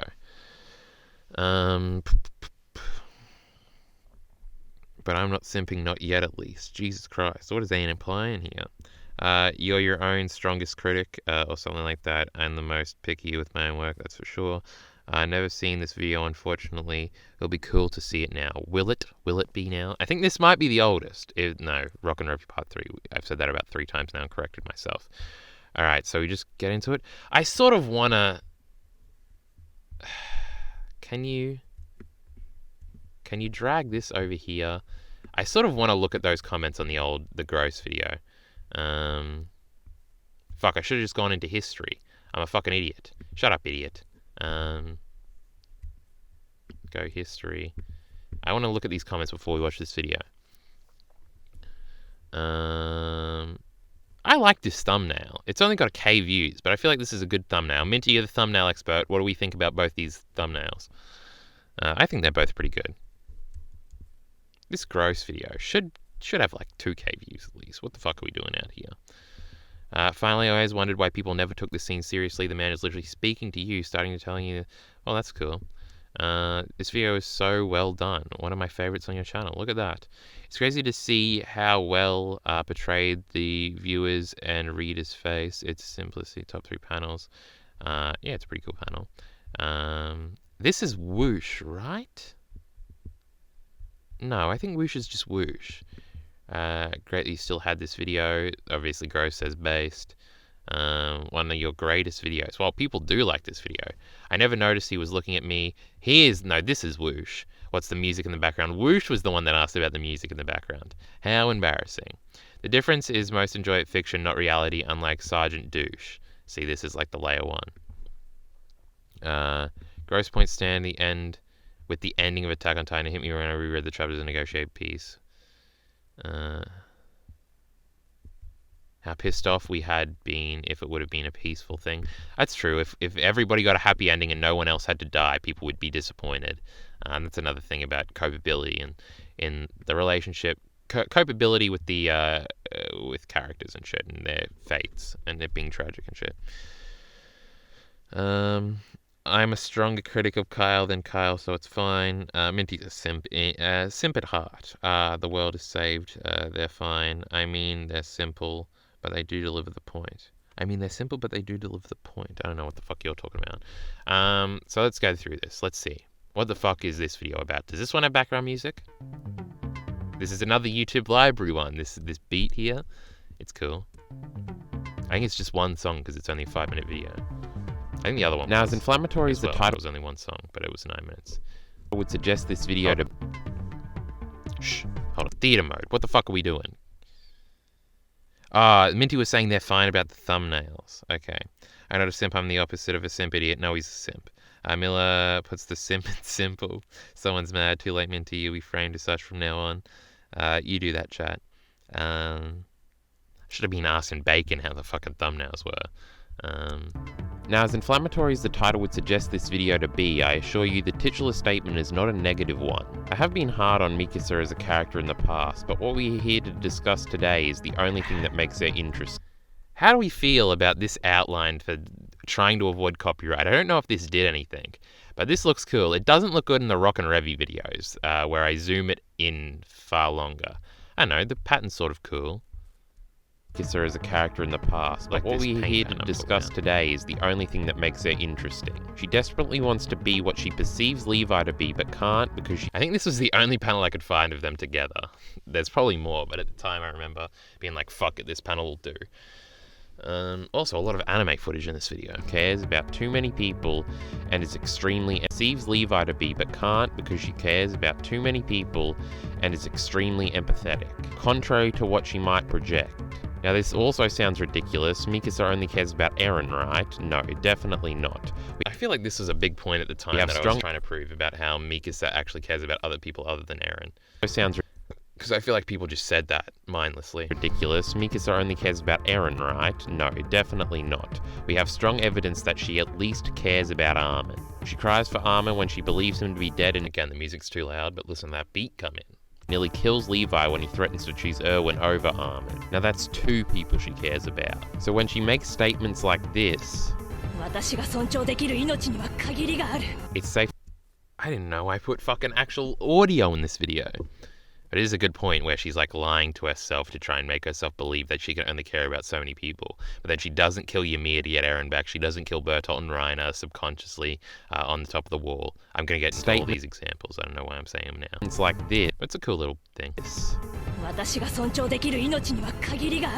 safe to say that she's projecting what she wants to be. In this very instance where Ymir and Historia get in her way, she threatens to cut them down but can't go through with it. Clearly she cares about her comrades too.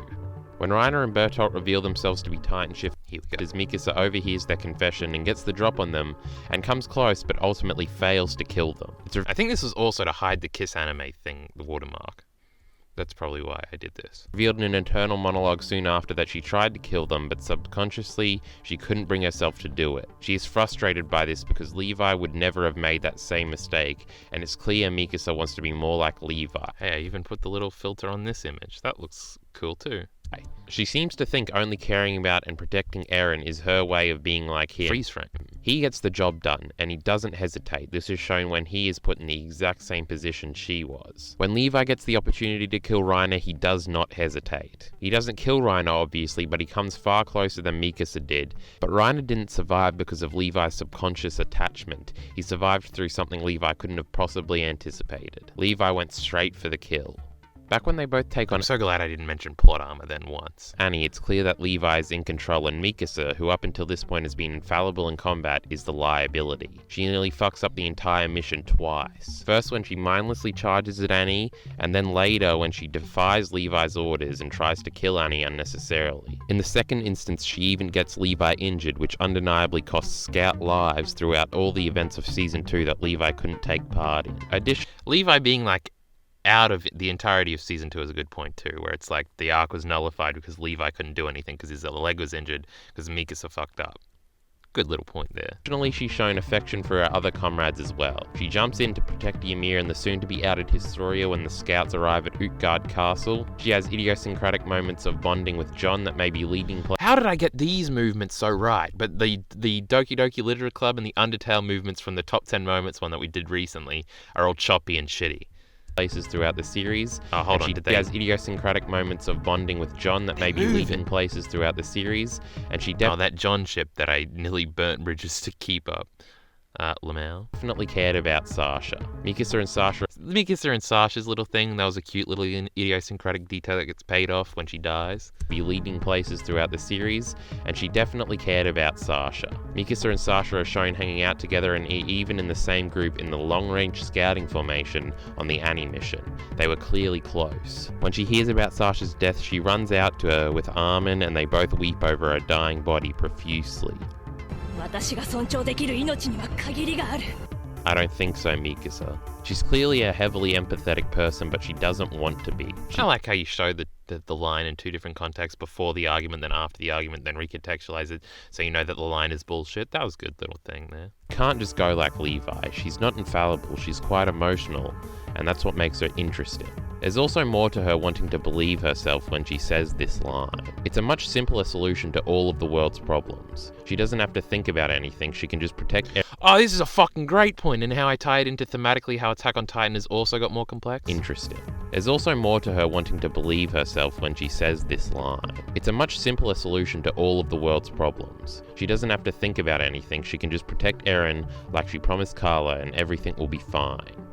There's no nuance in the people she's fighting, all she has to do is cut them down. But deep down, as she's tested, her subconscious knows that this isn't true. This realization in her and her rejection of her own words even reflects the larger narrative of Attack on Titan. Once we thought things were so simple and the humans were the good guys and the mindless, merciless Titans were the bad guys. But like they are for us and as they are for Mikasa, This is also when I was making like the images crawl towards the camera a little bit. I don't know if this is better or worse. just aren't that simple anymore. It's not just her, Eren, and I started to get bored with like doing it every time and thought it was like weird and like jarring that every image was moving towards you. Armin. There are a slew of people she wishes to protect now.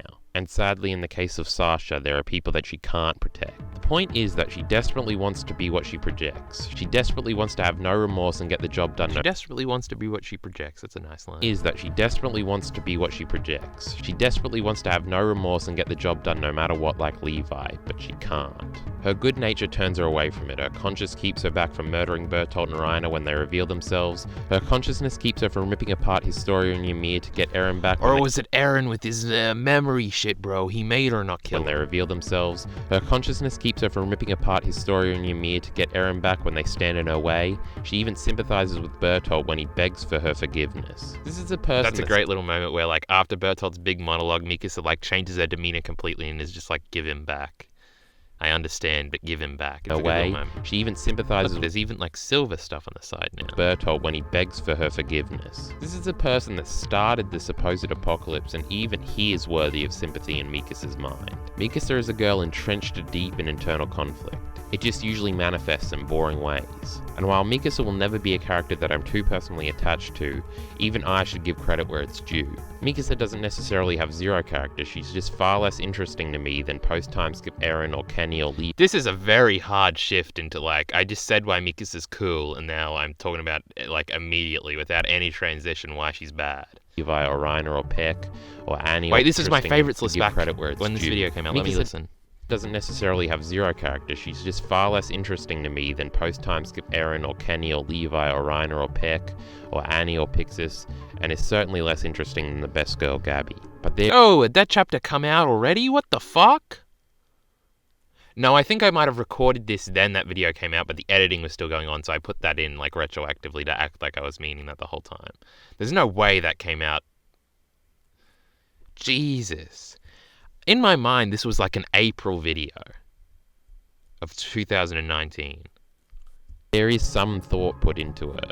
There is complexity here, and I've just gone over it. This building internal conflict in Mikasa and the— Whoa! 123 had come out.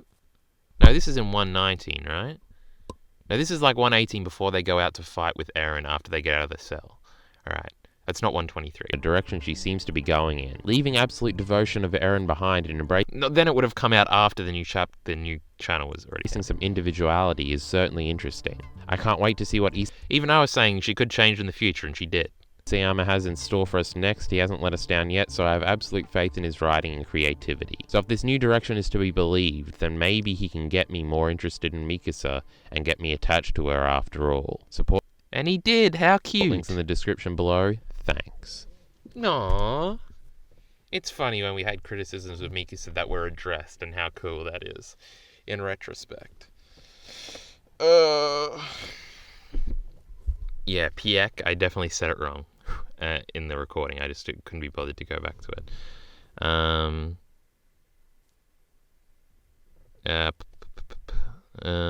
Hold on. Too late, Minty will be framed as such from now on. There's a panel of them in the Uprising arc where they changed it to the cavern. The anime cut it out for Mika Salamau. What line is it? There's a panel of them in the Uprising arc where they charge into the cavern of Mikasa and Levi together. They're all right, but very basic. I don't think it gives much character or is that unique. The Mikasa line is better in the dub, in my opinion. We have strong evidence. What the fuck is Minty talking about with evidence?